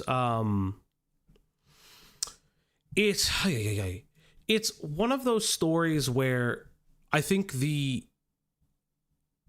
documentary does a really, really good job at positing the question: was Avery created into a murderer, or was that always kind of there in him?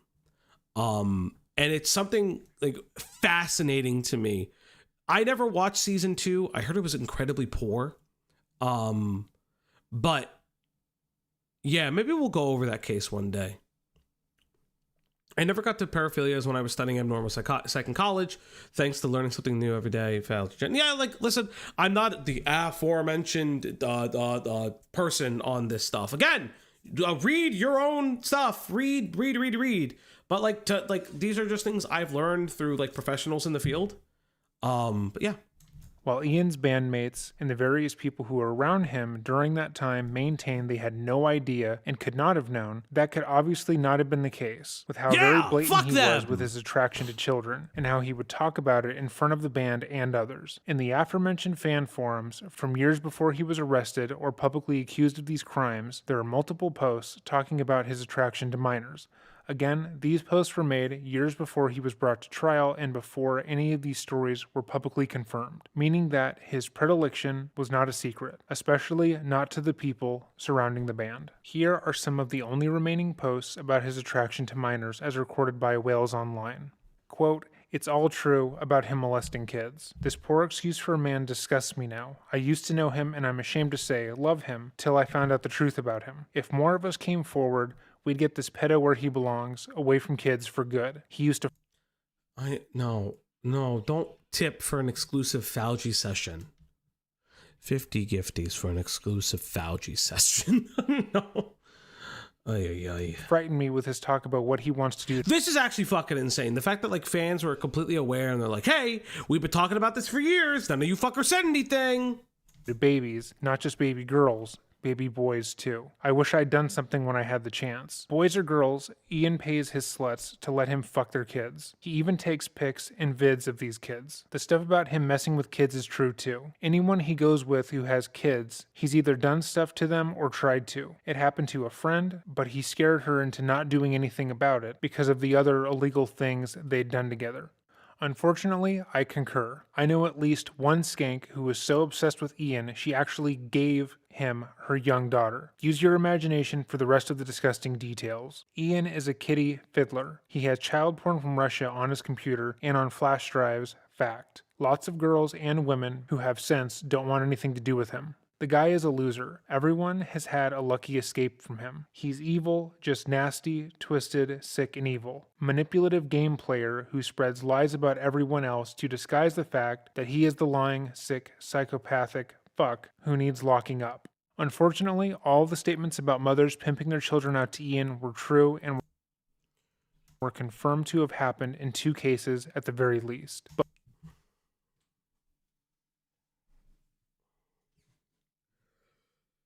Oh, that's nice. That's fucking disgusting. And some people don't deserve to have kids, and all their kids should be taken away. That's fucking vile. I hate this man. I'm glad he's fucking dead. I'm glad he got stabbed. I hope he got stabbed so many times. I hope we know how many stab wounds he has. Honestly speaking,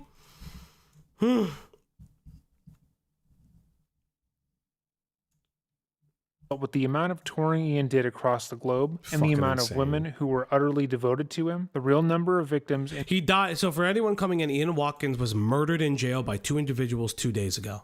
And people affected is most likely far greater than we expect. The idea of mothers pimping their children to him is so fucking insane to me. So fucking disgusting. And it's like, and I think about this too with like some of the R. Kelly stuff a little bit. And now I am not up to date on the R. Kelly stuff. We'll probably have an R. Kelly stream one of these days too as well. But it's like it's like these predators who, like the David stuff maybe as well. We don't know a lot about the David stuff, but I know that one teacher had like, there's like a TikTok of that one teacher where like they take and they groom them, and they specifically target their authority figures and loved ones, and like do things where they promise them the world and getting them out of bad situations while actively abusing them. Yeah, his 2 girlfriends willingly gave their children to him, and they sexted about it, from what I understand. Like, they should equally be in jail. There is no redemption from that, in my personal opinion. His ex-girlfriends, Joanna Magic, was dating Ian during this time, and also found the amount of young girls that were consistently around the band to be strange. But she also thought it was more or less normal for the scene he was in. Before she had met Ian, she had been a call girl and was used to backstage situations. She never personally witnessed anything that she deemed inappropriate, as when she was around, those actions were kept at a minimum. But she still felt like the amount of underage girls that were consistently present was a bit alarming. Some of them thought, some of the parents thought that their kids could be what was that? Some of the parents thought they could protect their kids with R. Kelly. Yeah, it happens too. Like this idea that people, I cannot think these people are redeemable. None of their possible regret could redeem them. Yeah, I always say this. Like when it comes to kids specifically, the kids have to live with that for the rest of their lives and work through it. And it's such a pivotal, like even just fucking infants, which is disgusting. It's fucking vile. And it fucking churns my stomach. But like the idea that a child has to grow up with the fact that they were groomed, sexually assaulted, sexually exploited. I think a really good example, if the people don't remember the last crime stream that we did with that couple, the diaper fetish couple, where the woman in the relationship was selling pictures, sexual images of her daughter. She was selling sexual pictures of her daughter. She engaged in it. I don't care how drunk she made herself out to be. She engaged in it and flirted with it. It's disgusting. It's vile. No one, in my opinion, is redeemable from that. Ian and her dated each other on and off from 2006 till 2008 when she broke. Yeah, and people to this day, like Philosopher says, people to this day argue about Michael Jackson. To this day, people are like, oh, well, Neverland Ranch, all these things. People still argue about it. Like, the idea that we still argue about those things is like, I don't know, man. Do I think MJ did it? Yeah, fucking of course I do. I think Michael Jackson did it. Not that it matters now, but yeah, I don't know. There's just something fucking weird about that. Like having special playrooms for kids is fucking bizarre. Broke up with him after he told her that he had previously had sex with multiple underage girls. Joanna was horrified by this confession and went to the police. MJ's even worse because Diana Ross used to have sleepovers with him when he was 12. Yeah, I mean, like, it's kind of crazy. There's just something so, like, vile. And maybe, listen, definitely weird, but I don't think it was a pedo. I mean, listen, I haven't relooked at the Michael Jackson stuff. I can't even comment. I need to relook at it if I'm being honest. I would have to like really relook at. Oh, Lee, good night. I would have to relook at it. I don't know if anyone's ever. Has anyone ever? You can go criticize. You go and criticize Michael Jackson all you want, but Woody Allen raped and married his stepdaughter. True, Mos Def. True.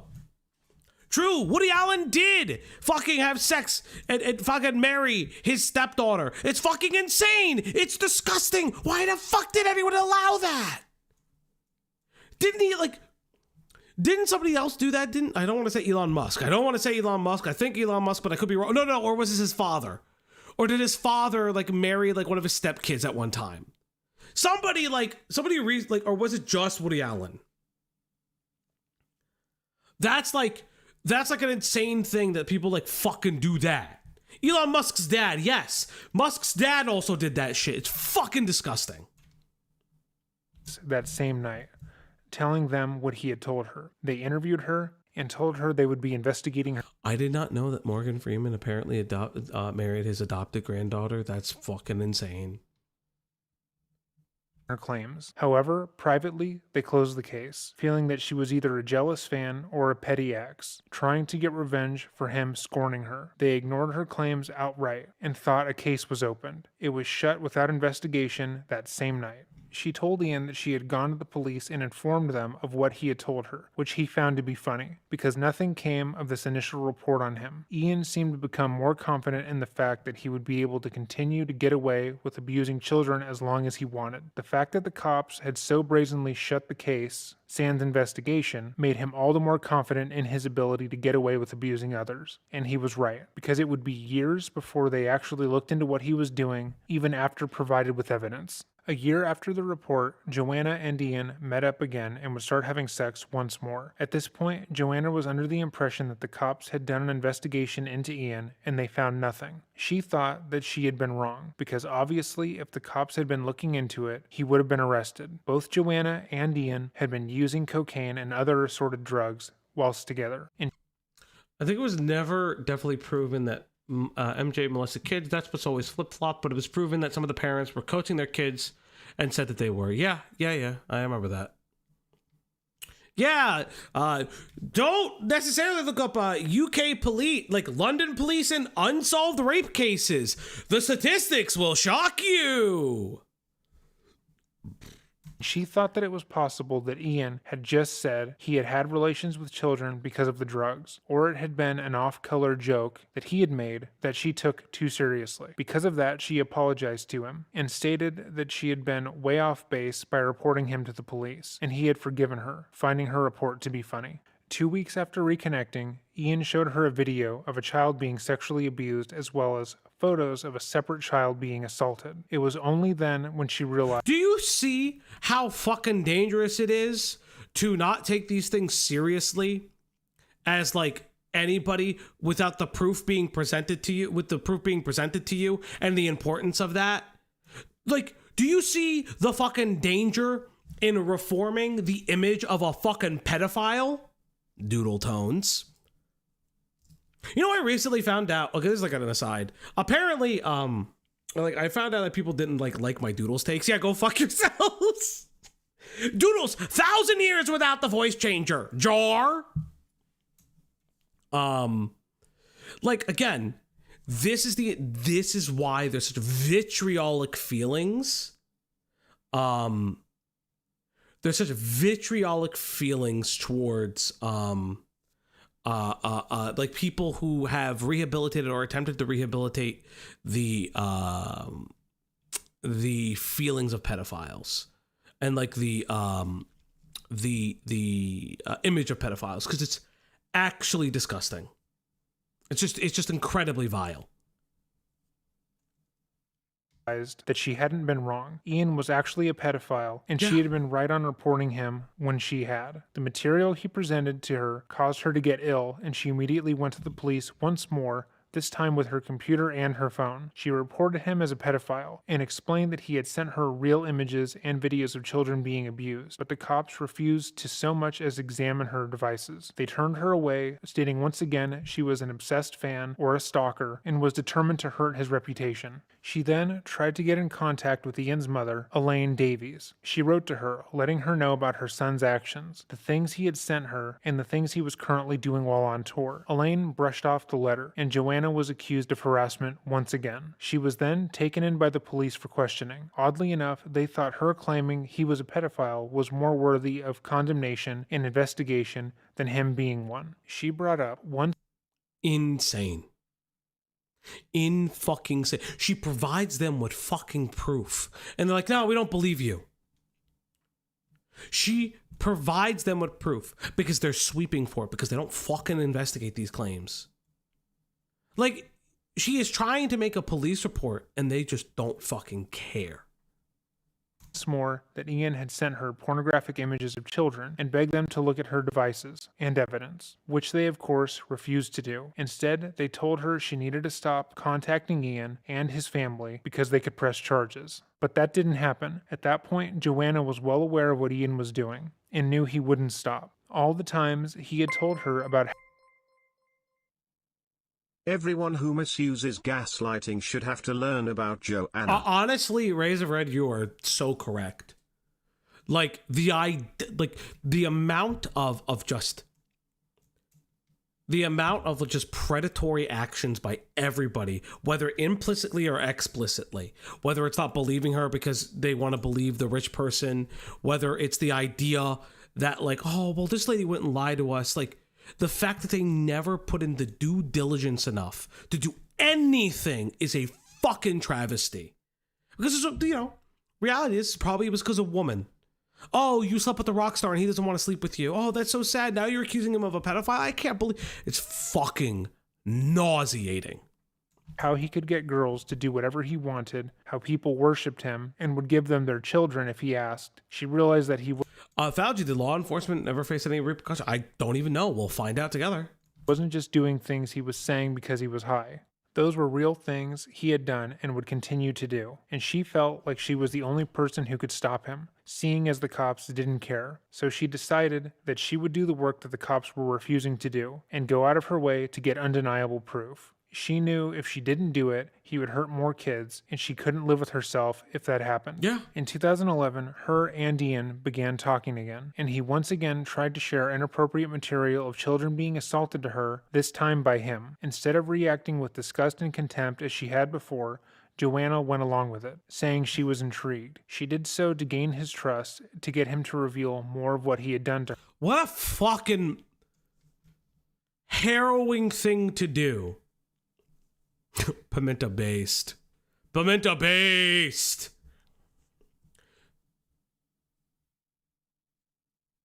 Joanna went through all the trouble and had to traumatize herself looking at these images and talking about pedophilia. They tried to arrest her for his crimes at this point. I don't know much about the Jared Fogle one lady thing. I don't know about that. Maybe we'll do Jared Fogle one of these days. I actually don't know much about that. And so she could get... She should have never had to go this far, ever. No one should ever have to go this far. Get more evidence to stop him from doing this to anyone else. He began to send her more and more material, and she archived it. After a short while, she sent an email to the Association of chief police officers, talking about what Ian was doing, specifically noting that he was raping one particular child on a very regular basis, with his mother's approval and help. In the email, she stated, "I've gained his trust by agreeing to a lot of disgusting things to get whatever is needed to bring him to justice. However, nothing was done at this time either." And she was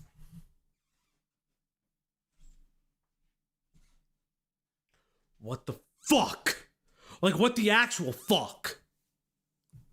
once again going to be brushed off by the police. It's fucking go to the. Listen.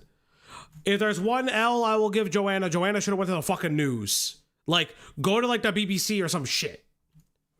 Like, fuck me. It's unclear if the email was ever read at all. Joanna didn't stop there. She knew the identity of one of the children whose mother was letting Ian abuse them, so she contacted the father in February of 2012 with the hopes that he could stop the abuse himself. A month later, she reached out once more to the South Wales police, this time regarding a Skype conversation she had with Watkins, where he once again stated his proclivity to assaulting children and how often he would do so, and like every time before, she was brushed aside by the police. It wasn't until August of that year, 6 months later, that the police finally took action, raiding the Watkins home and taking all of his electronic devices, including his laptop. What the fuck happened 6 months later? Years goes by, she's telling you. What do you mean? Years. Literal years, she is telling you he's a pedophile. What the fuck happened? Password of which was, quote unquote, "I fuck kids," with I have heard this. Now that I know who the fuck this is disgusting. Knowing the depravity, knowing everything, his fucking password was "I fuck kids." Like, do you understand how fucking insane that is? Do you understand how fucking disgusting that is? What the fuck was the turning point, you fuck? The BBC wouldn't care either, bestie. They guarded Jimmy Savile. Yeah, I know.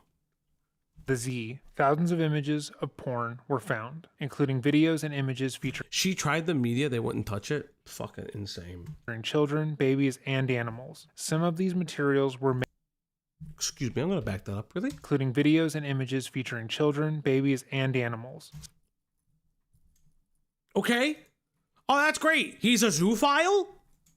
Maybe? Oh, that's...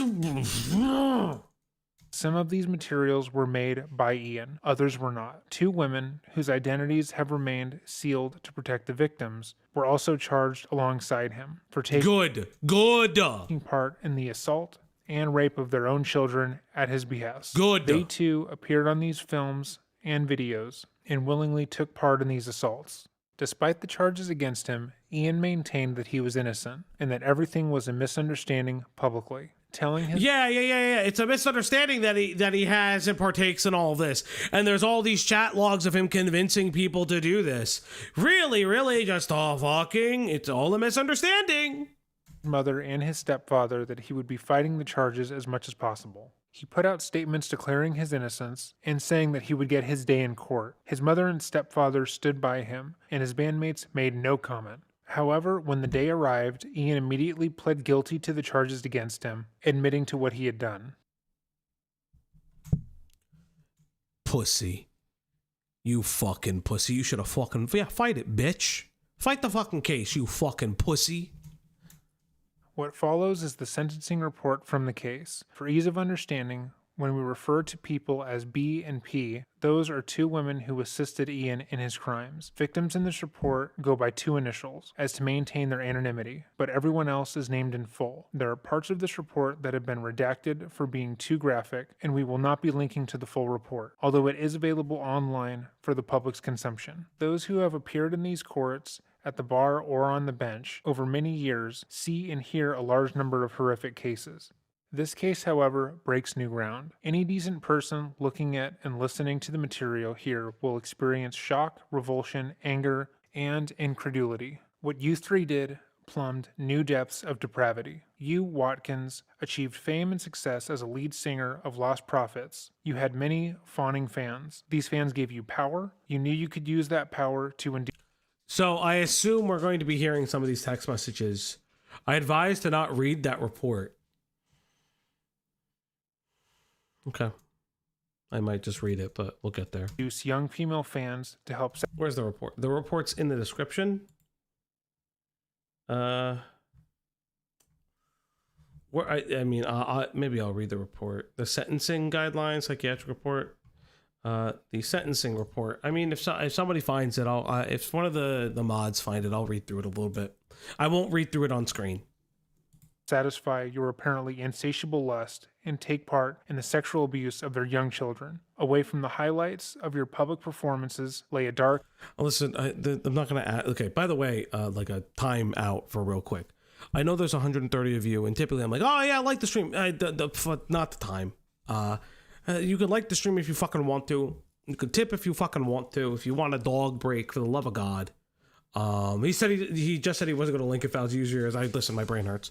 But I want to make it very clear. The liking, subscribing, sure, but like not the time. And sinister side. What is the background? Count 18 dates back to March 2007. You met TT after a Lostprophets concert when she was a 16-year-old virgin. The prospect of taking her virginity excited you. You got her to dress in a schoolgirl's outfit, and you videoed her and you having oral, vaginal, and anal sex. You asked her whether she enjoyed being your underage slut. At the end, you urinated on her face and told her to drink it. That gives some insight into your attitude to young females at that time, over 5 years before the counts relating to B and P. Count 19 dates back to August 2008. The girl KJ was another fan aged 16. You videoed her having oral sex with you. She is to be seen snorting white powder, which you told her was cocaine. The taking of drugs linked with your sexual activities is a recurring theme. Count 31 relates to about 90 indecent photos of children. They include 45 at level 4 and 2 at level 5.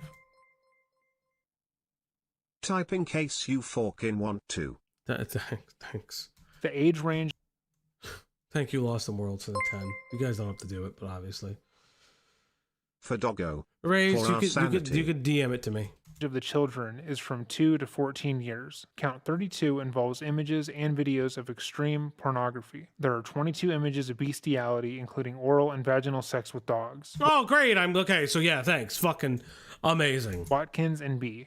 You, B, were only 19 when you met Watkins in late 2011. The communications between the two of you in March and April 2012 are seriously disturbing. That you were manipulated by Watkins may be obvious, but you were a mother, your infant was only 10 months old. A mother naturally loves, protects, shields, nurtures, and cherishes. Your infant would have trusted you implicitly. You totally betrayed that trust. So what did you do? You had detailed discussions with Watkins about the sexual acts to which the two of you were going to subject your infant. You told the police you met up with Watkins at the Copthorne Hotel in Cardiff. On the 21st of March, Watkins says, come down this weekend and we can fuck him up again. You text back saying, tell me if you want to get your dick in our boy. You had previously referred to getting your boy high on ice, i.e. methamphetamine. This is what led you up to the session at the K West Hotel.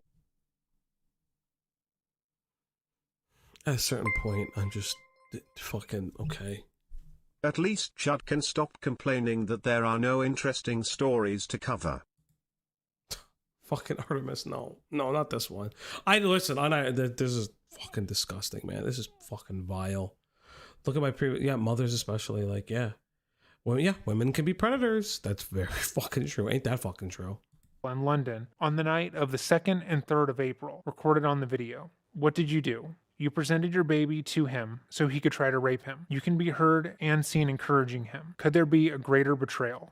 And then what did you do? The planning and graphic detail are bad enough. The videoing of what you were both doing is an aggravating factor. The enjoyment from what you can be seen to derive from what you were doing is both sickening and incomprehensible. What happened after this? On the 24th of May, you send Watkins a message saying the boy is ready to be abused. On the 2nd of August, his message is, quote, to be honest though, I think we have gone easy on him so far. Time to teach him and make him learn to love it. The evidence indicates that you met... Fuck this guy. Fuck all of these people involved, by the way. Fuck them all, by the way. Fuck each and every one of them. At the Maldron Hotel in Cardiff. Then on the 9th of November, you sent Watkins a photo of you licking your son's penis. Counts 4 to 7 relate to this. In all, it is a dreadful catalog of abuse of a previously innocent boy to satisfy your own interest and lust. Watkins and P. You, P, were a little older than B. You are now 24. Your communications with Watkins start in August 2012. It is not long before the communication. And he was arrested in like what, 2015-ish, right? When was he arrested specifically? When was Watkins arrested? So this is from so the decision is 2013. Okay.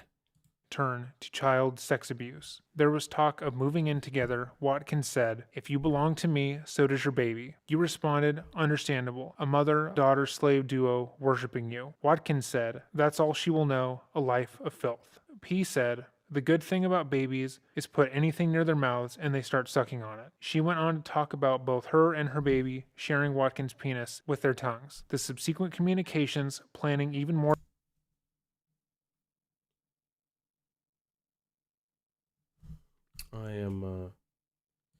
That's pretty fucking vile. That's pretty fucking absolute disgusting, vile, fucking insano. That's fucking, what about, it's fucking insane. That's fucking just vile. Pimenta, I'm gonna take that out of the Discord, just because it was already sent to me. I asked for it to be sent privately. Thank you. That is only, I just took it out. Because like this is pretty fucking, it is already fucking vile. Those who have appeared in the court, what is the background? Court 18, court count 18 days back to March 2007, where TT after Lostprophets concert, prospect of his virginity taken, dressing the girl up. B was only 19. Yeah, so I have some of what it's been said. The boy is ready to be abused. He is reading kind of the disgusting parts of it. I'm not gonna lie to you. If it's all the same to you, is it okay if we skip the play-by-play? Well, I mean, how much left do we have? We have a little bit left. Listen, like I said, like this is like fucking quote whoring their child out to fat ugly men who would pay thousands for them, torturing the child for fun. Yeah, there's like, this is let's see. B, you are entitled to the standard 1/3 discount as you've entered your plea in a reasonable opportunity. Watkins and P waited until they were before the jury. So fuck this P person, by the way. They fucking went to fucking trial and waited. Dangerousness, obviously, Watkins is an evil piece of shit. And is incredibly dangerous to society. One of the passwords, obviously, was I fuck kids. Combination of sexual assaults and corruption of individuals. There is a psychiatric report. There's a psychiatric report. You know, we can read this part. I'll skip to maybe the sentencing guidelines. The sentence. I have the psychological report here. Let's actually read this part. There's a psychiatric report from Dr. McFarland that dated 12/13/13. I know it's 13/12/13, but like for the American people, it's December. So let's read this a little bit. There's a psychiatric report from Dr. McFarland.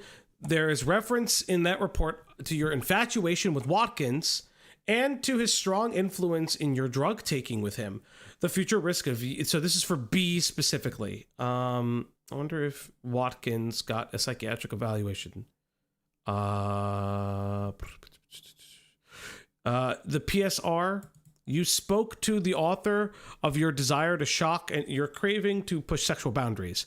This craving was fueled by your use of cocaine and methamphetamine, which increased your sexual aggression. You spoke of not knowing to what extremes you would have gone, for your arrest. It is difficult to imagine anything worse. The author concludes, Mr. Watkins presents a high risk of causing serious sexual, physical, and emotional and psychological harm to children, both male and female, and to women, specifically his female sexual partners. The author says that it is also my assessment that the child victims in this case appear to be coincidental to his need to dominate and to test out the extent to which his sexual partners would collude and participate in his sexual interests. Psychiatric report. Miss O'Neill told me that on the last occasion that had a psychiatric report, but it is needed updating in the light of changes in the plea. This there has been put forth to me that a short report from Dr. Huckle prepared after visits of Watson in September and October. It refers to a report by psychologist S. Van Sikjok. Now, I want to highlight something really interesting too. And Scotty, don't even worry about it. If you guys can't do it, listen. You guys are. I want to highlight something real quick because this is like kind of what I was talking about with the way of his sadomasochism. Look how it's not even just the pedophilia, it's the corruption of adult partners to partake in sexual abuse of their kids. That's a big thing. Like, it's a big thing for me personally. And again, I don't always refer things to things, but like, I think it's really important to note when it comes to like things like individuals of sadism in certain regards, and why I make certain decision making when I call pedophiles or like yada yada yada. There is Ace Space. Thank you so much for the raid. You guys are coming in at a really fucked up time. Thank you guys so much for the raid. Ace, thank you. For those who don't know, we are going over the recent fucking rip bozo death of former Lostprophets frontman Ian Watkins. For those who don't know, Ian Watkins was a prolific music pedophile. It's very crazy. We're going to get into some heavy topics. Topics of pedophilia and sexual abuse of infants.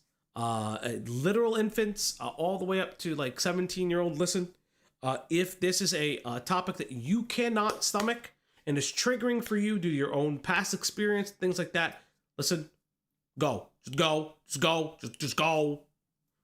I don't do shit. You guys, like, go. Don't be here. Fucking go. Not me always showing up at the evil time. Yeah, I know, Julie, you do. But yeah. But I'm going to continue into reading this. But I want to highlight something that I like looked at before that I want to reiterate. Notice how in the psychological report, it is specifically identifying the corruption of a person. To me, that's always a big thing when I think about like the people who are pedophiles, people who have sadistic tendencies, and why like I come to the decision specifically on certain dramas, persons, and things like that.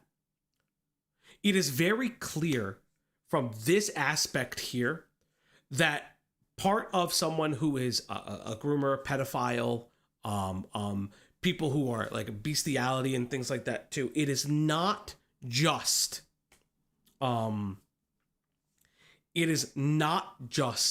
this idea that they are getting their rocks off and they're getting like sexual gratification from this. They're also getting sexual gratification from sharing it, from partaking in it, from corrupting other individuals to do so. That is what becomes incredibly disgusting at this point. And it's so incredibly obvious that for this specific case, and there are other cases, not, like in other cases, like this is like he is targeting partners with children so he can mold them and manipulate them into sexualizing and sexually abusing their kids and offering them to him like fucking sacrifices. It's complicated. It's layered. It's why like things like this or other instances of attempts at grooming, like attempts at grooming and other things like that, like it's why they're really important to look at. Like, it's not just the attraction to children. It is the complicated methods of which they do so to act out their paraphilias in a way that they view as fetishes, or how they try to involve their partners in it. And it's the cognizant effort and attempt to do so, in my personal opinion. I'm not a professional in this line by any means, but it is my personal opinion that is multi-layered, and it can't just be excused by drug abuse, by autism, by all these things. There is a cognizant effort being made by Watkins to indoctrinate his partners into his paraphilia. So continuing on, it's not to deal with the issue of so this is about the psychological report. I bear in mind a number of factors. One, factors of these offenses against these babies are enormously serious. Two, the offending dates back to 2007. Three, the delight that Watkins evidently has when engaging in the most terrible offenses involving tiny children. Four, his need to dominate any partner and his corruptive influence over young females. Five, the using of drugs in combination with sexual assaults. Six, the interest in extreme pornography. Seven, the almost complete lack of remorse in the respect of the evidence of phone conversations after guilty pleas on the last occasion is enlightening. There is one further concern, and obviously the password, things like that. Could someone be corrupted into being a pedo? Well, like, look at these individuals. Are they... We talk about grooming, and things like that. One of the things for me that I always think about, if you've never heard of Nexium or any kind of cult, you really like think about that for a second. The women of Nexium were encouraged to brand other women. They were encouraged to brand their friends. They were encouraged to brand their because it was like the women in that group functioned like a fucking sorority, and they were encouraged to brand and be and send nude photos to their like head sister. Like they were like, it is like it's actually insane. Like that is a really it's a really insane cult. And that's one that I always look at as there are layers of the way that they indoctrinate them. There are layers of the way that they control them. It's a high control group. I keep hearing people being born pedo or groomed into it, and I was wondering, like, listen, there are some people that are like kind of like broken from the start. Yeah, the girl from Smallville. Listen, there are sometimes there are people that are kind of like their brain is hardwired poorly from the start and things like that.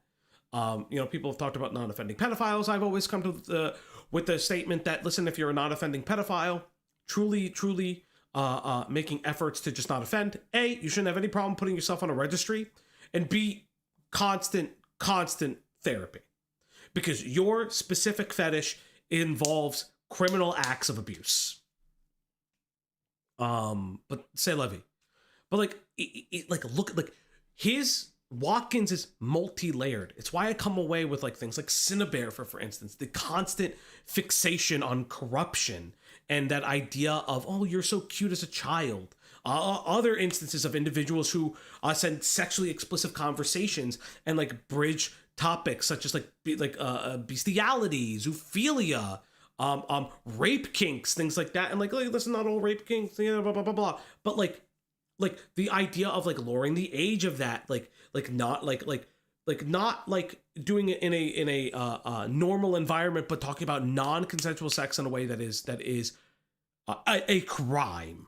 Listen, there are people that have CNC kinks, yada yada yada. Not everybody, but like there are levels to that. This isn't within the confines of BDSM.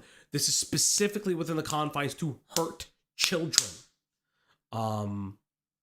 And it's it's really crazy. And remember, like a lot of people are like, oh, shitty childhood, shit like that. Apparently this guy never had it. And it's not to say that there aren't people that don't have shitty childhoods who are groomed and don't listen. There are the groomed that grow up to be groomers and pedophiles. It just happens. And yeah, like being able to get high off of this kind of thing is a paraphilia within itself. I'm not going to say kink. It's a paraphilia. This is paraphilic. Like the way that he's acting is paraphilic because it's specifically targeted to indoctrinate and abuse children and indoctrinate their authority figures in their lives. This is B, the infatuation report. A strong influence of drug taking. The author's assessment is that you pose a higher risk of casual harm. The specific risk would be a failure to protect children and of others and sexual abuse by you. It is said, however, that you're genuinely devastated for the harm that you've caused to your children and how this has affected his future. So B is the one that pled before everything popped off. P, I believe. P, I have read the report from the clinical psychologist, Dr. Cadrills, dated on 1st December 2013. That was prepared at the time that you were still protesting your innocence of these offenses. There is an addendum dated 17th of December. The psychologist concluded that you have mixed personality disorder. She was also considering that it was likely that you used your daughter as a tool to secure Watkins' acceptance of you. I would fucking believe that 100%. She considered that in the long term, you would benefit from the opportunity to engage in psychological interventions targeting your personality disorder and sexual offending. The risk of you reoffending in a similar manner is assessed as relatively low. I mean, that does make sense. The PSR, the assessment given to you is posed a medium risk to the harm of children based on your current behavior and the fact that you no longer have access to your own child who is most at risk. Mitigation, blah, blah, blah, blah. I mean, your mitigation is your late plea. So the last 6 years, yada, yada, age 21, age 25, hopefully they would get better. Sentencing guidelines. We can get to the sentencing guidelines portion of it now, because I kind of read the reports. Sentencing guidelines factors indicating greater culpability are the planning and its graphic detail, the deliberate targeting of a vulnerable victim, the commission of the offenses by two people acting together, the abuse of trust in the cases of B and P, the abuse of power in the case of Watkins, the commission of offenses whilst under the influence of drugs. Factors indicating greater harm are the fact that a baby is particularly vulnerable in the case of Watkins, more than one victim, repeated assaults on the same victim, additional degradation through taking photos or videos as part of the offending. What is the position in relation to any harm suffered by these babies? While it is right to say there is no evidence of any residual physical harm, it is not possible to say what the psychological harm may have been suffered or may be suffered in the future. As is pointed out in paragraph 2.10 of the PSR for B, given his very young age, it is unclear what effect the abuse would have had on him. However, this has and yet we're talking about infants, and this has nothing to do with the children he has actually abused who would be able to remember. Child is likely to have lifelong psychological difficulties coming to terms with the enormity of what has happened to him. Despite him being placed in long-term foster care, he will eventually learn the truth of his childhood and the abuse he was subjected to, the effects of which are significant, and we cannot and should not underestimate the effect this will have on him for the rest of his life. The statement from those who are now responsible for his care is very telling in this context. One obvious immediate consequence is that they will be deprived of the love and care of their natural mother. There is, however, disturbing evidence in respect of your daughter, P. When her hair was analyzed, it showed that she has been exposed to methamphetamine. It is said on behalf of P that she was only exposed to methamphetamine when in company with Watkins, but it is urged that P might have gone back to her baby and somehow exposed her to it. It is not an issue which requires determination. For rape, I can't imagine the kids finding out what their parents did to them, and the system that has to be in place to prevent them from being just like discarded. It's so disheartening. It's so disgusting. It's so fucking crazy. of a child under 13 where there is abuse of trust or more than one offender acting together, the suggested range is 11 to 17 years with a starting point of 13 years. The same applies to assault by penetration of a child under 13. The guideline recognizes that starting points and ranges are... So we know he gets charged for a period of time. I wonder what else is here. So let's look at okay. So we're going to skip ahead. Obviously, the women in these cases are also charged, but since Ian is obviously the main focus, and we are going to kind of skip ahead because I know this is triggering for some. But I'm actually incredibly curious about the police response. I know a lot of people were asking about how the police felt about it. Let's look at how the police responded. What has been the police response to this? Sorry, in a word, South Wales Police say... Oh, fuck your sorry, oh my god, I hate them. I hate them already. I hate them all. This I'm actually incredibly... Fuck your sorries, you fucking piece of shit. That they didn't listen, they didn't properly investigate the complaints over that. Years. She fought for years, motherfuckers. She fought for years, and sorry is the only fucking thing? Sorry is the only fucking metric? Oh, go fuck yourselves. That time, and that they are truly sorry. Now, there was one detective sergeant who faced a disciplinary hearing for gross misconduct. He was cleared at that hearing. Separately... he should kill himself. Unironically, fucking take the gun. From this, there was also an IPCC report that came out. Cleared? How the fuck is he cleared? He didn't do any investigation. She went to them for years. She had evidence. She had proof. Years of this. Years of this. Only one person saw a modicum of the fucking heat. Last week into South Yorkshire Police, and that report... Yeah, I love the idea of we're investigating ourselves for wrongdoings. We didn't find anything wrong with us, I guess. You arrested her and you fucking said if you do this again, you're going to be charged with stalking. She is coming to you with verifiable proof consistently and constantly, and she is ignored at every fucking turn. You fucking... We found a scapegoat and we're punishing as we speak. We can go back to... Exactly. Not that it's systematic. You fuckers. Criticised their inaction in terms of investigating Ian Watkins, because Joanne Majelics went to them too. And that report found that there were 3 officers who would have faced disciplinary action at South Yorkshire. They would have, except that they've since retired, so they can't. Oh, yeah, how fucking convenient they get their fucking pensions. How fucking convenient that they get to have their fucking pensions while these kids have to live with the rest of their lives. Fans. Infants growing up with the fact that oh, you stupid motherfuckers. And listen, this is not fucking isolated incidents. Cops do this all the time. I'm not gonna sit here and ACAB, obviously, but motherfuckers. You fucking for real? They're allowed to have their pensions and all this shit? Yeah, she had to fucking prove her own innocence. Back to this report into South Wales Police, I'm just looking at the timeline of events, the summary of the complaints about him, and it says on various points, no action taken, no action taken, no action taken. Well, finally, the police did take action, but 4 years late. 4 years. She fought for 4 fucking years. Child sexual abuse, she fought for 4 fucking years.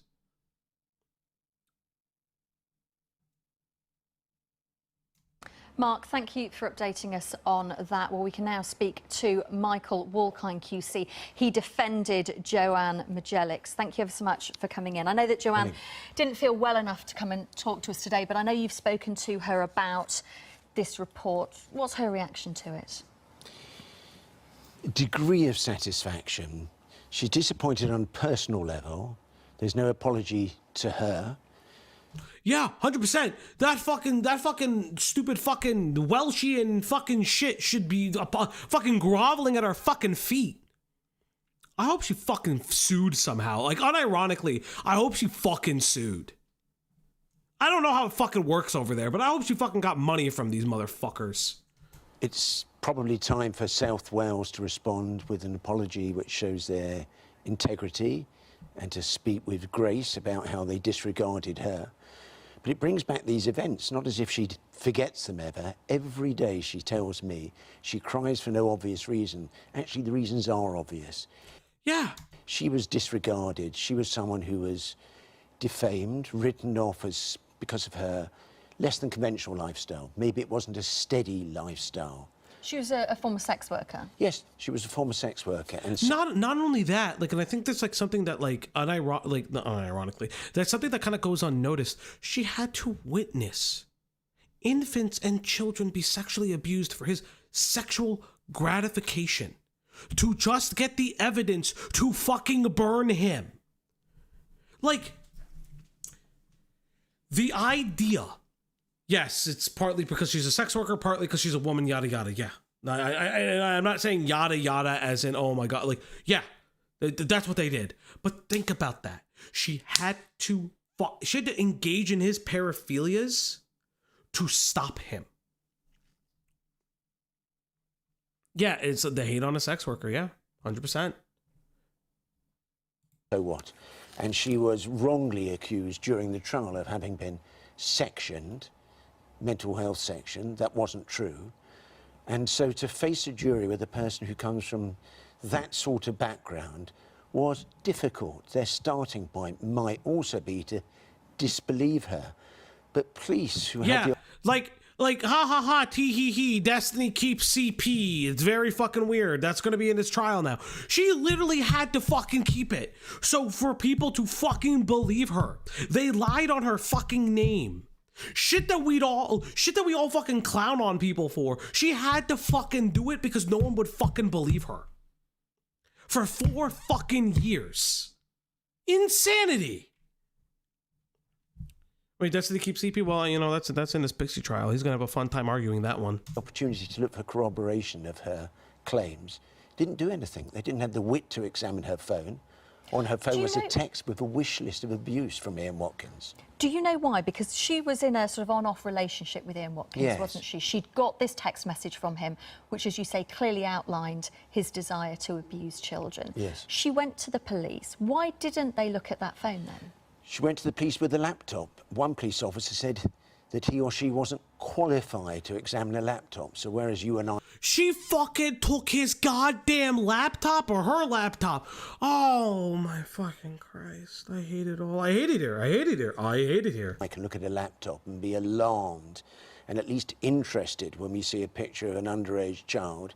He or she, I forget, I think it was one, wasn't interested enough because she wasn't qualified. So Joanne went back again and again and again, 4 times in all. So they didn't ask about her phone, but here was the laptop. And she said, I've got a picture that he sent me. They denied in due course that it was an underage child. It was a child of 4 or 5. During the trial, they claimed it was a child over the age of consent. They were wrong because Joanne didn't count for them. In the report, it talks about, doesn't it, that they wanted to find the right type of complainant to come along. That's what the IPCC commissioner says, because of her unconventional lifestyle. The right type of complainant. They didn't take the word of a sex worker because they derided her. Like this is fucking vile. She had to engage in it to stop him. The fact that she had to fucking engage at all is disgusting. Yeah, how does a 4-year-old look like a fucking adult? Yeah. Do you think this happens in other cases? It must do. It must do. So in the same way that police now are told to really listen to young children who claim they've been abused by groups of men, what's the difference? So she comes from an unsteady background, not a conventional background. She's not posh. Actually, my interest in this case began when I saw, after Watkins' conviction, she was interviewed on television. She wasn't glorifying in the conviction. She was disturbed, and it was weighing on her. What could she have done more to stop people, to stop children being in? Well, that's the crazy thing. No officers face disciplinary charges. This is a 3-year-old video, right? And it's fucking years later. No officers face disciplinary charges at the time of this specific interview. Not only that, this woman feels so fucking guilty that she couldn't do enough. Like, legitimately. She feels guilt. I'm gonna take the lawyer's word on it. She feels guilty that she didn't stop him sooner. Infants, children. And they didn't believe her because she was a fucking sex worker of all things. An insane standard that the accuser could not be believed.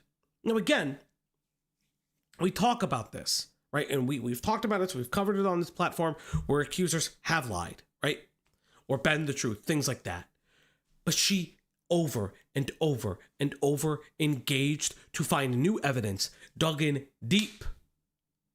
She continued to work at it and make sure that this guy went to jail for fucking years. For years, she did this. This isn't a one-off fucking make an apology video or a clarity video and fucking dip off the internet. This is a woman who was convicted in this, and she was judged because she was a woman, and specifically because she was a sex worker, and not to be believed because of her background. Fucking like insane on the motherfucking braino, like absolutely insane. In danger. Well, she couldn't have done much more than going to that police station 4 times armed with a computer, emailing the Association of Chief Police Officers and telling everyone. In fact, on one occasion, she said to people who had the care authorities had the duty to look after children, she said to them, if he does something again, it will be on your head, not mine. She was warning them. She was right. She was telling the truth from the start and all the way through. When looking at this case, it's clear that the police, specifically the South Wales Police Force, allowed these assaults to happen by refusing to take Fuck you, South Wales. Fuck you. Joanna Magic's claim seriously. Granted, I'm sure that some of those people are not even in fucking charge anymore, but fuck them. Fuck you, South Wales. Provided years of proof, statements, and various pieces of evidence. However, they simply refused to listen, and they let these children continue to be assaulted. As news spread about the things Ian had done, and more people were coming forward talking about their stories and how they always felt like something was off with him, Joanna came forward and spoke about and how she had spent the past 5 years working to put Ian behind bars. All the while, no one listened to her. She called out Ian's bandmates, who she believed knew. She called out Ian's mother, who she wrote to about the crimes. And more importantly, she called out the various police departments. Yeah, Mom knew. I'm going to say it right now. Mom knew. I know that people are like, oh, I wonder how their parents were. Mom knew. Mom 100% knew. Departments who brushed her off and refused to do their jobs. And while privately, the police thanked her for the amount of work she did and the evidence she had gathered through her own investigation, they publicly ignored her questions and statements, saying that the investigation was done on their own and that there hadn't been any wrongdoing. And seemingly out of spite, the police force that she had been criticizing for mishandling this case then arrested her, stating that she had knowingly and willingly owned images of child porn. Falgi is qualified to look at your laptop. No. Excuse me, she was arrested for having this? Fucking cowards! And in essence, was just as bad as Ian. Joanna had spent the last 5 years trying to put a pedophile behind bars, doing the work that the police force refused to do, and putting her own mental and physical well-being in jeopardy to do so. And after all of that, because she spoke out about the police and how they ignored these crimes, they charged her for possession of owning child pornography and being a pedophile herself. For 2 years, Joanna fought against these charges and railed against the prosecution and the police force. The prosecution tried to argue that because of Joanna engaging with Ian at all, she had willingly participated in the production and distribution, even though she had records of herself telling the police why she was She would tell them consistently over the years that she wasn't believed. Not Ian. It's definitely her fucking fault, right? Not her constantly going to the police and saying, hey, he's evil. Hey, he's evil. Why don't you believe me? Why don't you believe me? Why don't you believe me?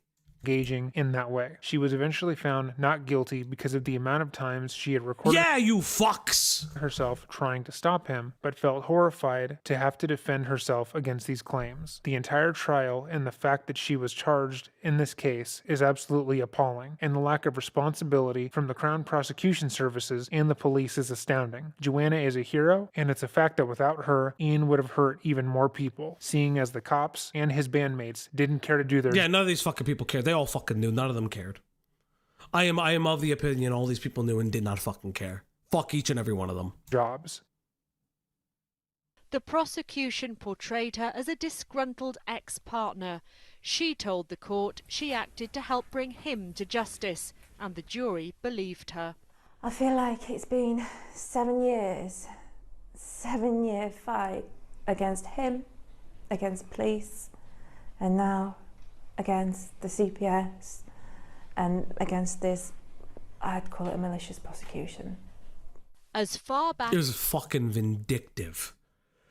It was vindictive. That was a retaliatory charge. That was retaliatory. Fucking disgusting.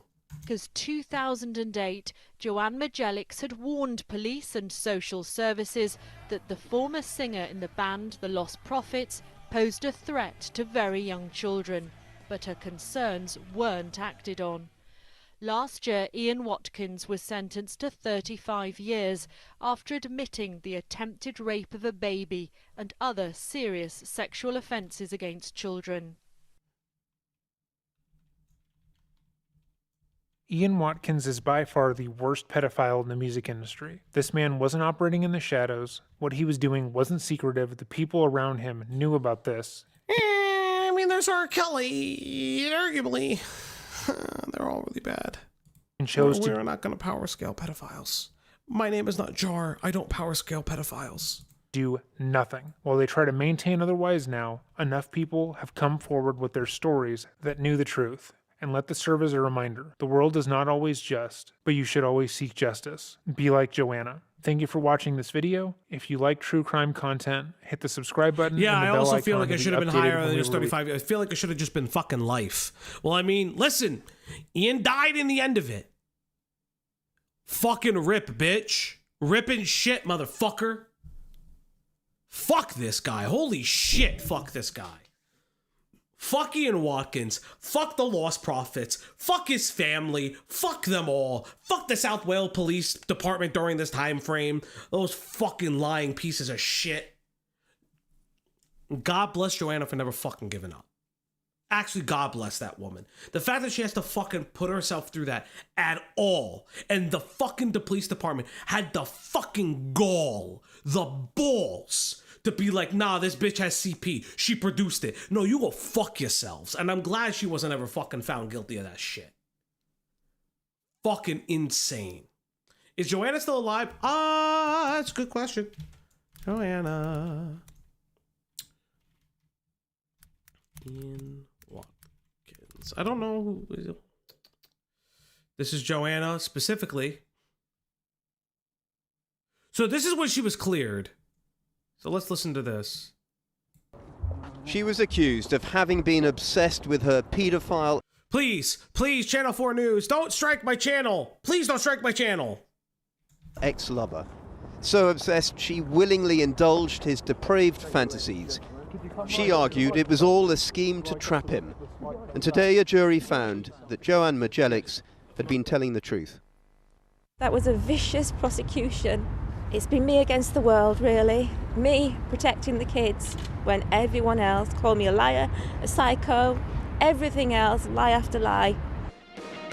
This is the man and the ex-lover into whose sick world, as one lawyer put it, Joanne Majelics stumbled 8 years. Really? You're gonna put fucking music? Oh, copyright music, fuck you! Ian Watkins. You know what? I hope nobody fucking owns this fucking music. Former lead singer of the group The Lostprophets, jailed over a year ago for numerous child sex offences, including the attempted rape of a baby. 2 young mothers were jailed alongside him for abusing their children at his behest. Joanne Majelics claimed at the time that she tried to warn the police repeatedly about Watkins, but this case delved into her own relationship with him. On-off, framed by hotel sex sessions fueled by cocaine and often grotesque chat. Jurors had to watch a video of the two having sex in which they both discuss child abduction, rape, and at one point murder. Child molesters till we die, she once messaged him. Why did you say those things about child abduction and rape in that video?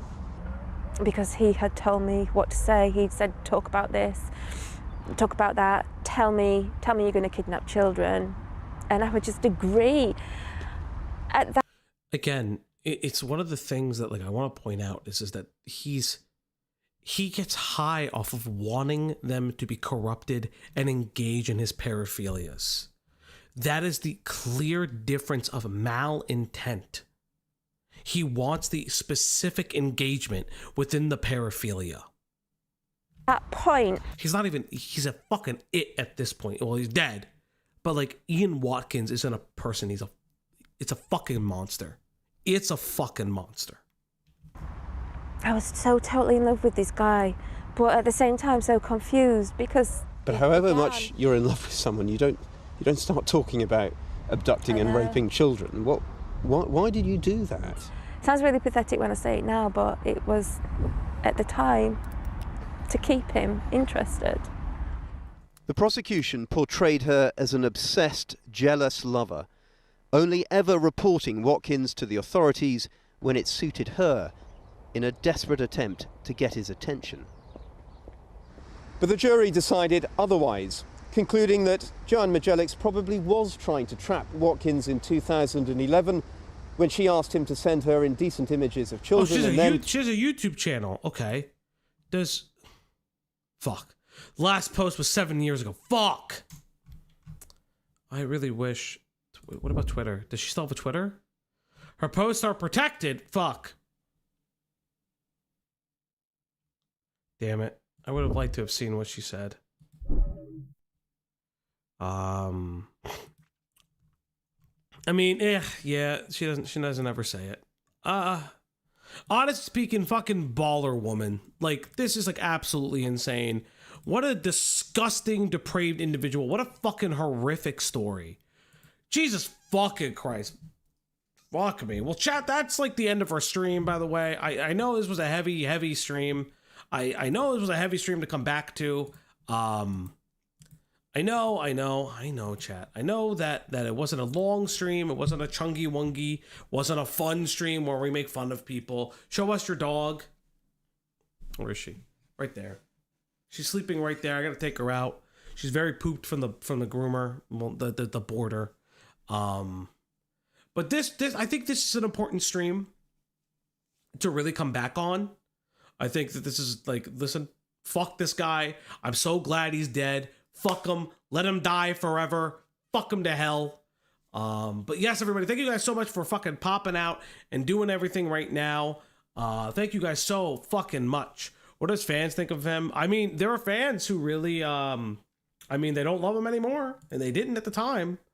And that, like, the message forums of them constantly saying, hey, this guy should be fucking locked away. Hey, like, what are you guys doing? Why isn't he being locked away? Like, and I honestly speaking, like, this is fucking insane. But like, thank you guys for sticking out. I'm gonna send you guys over to Core.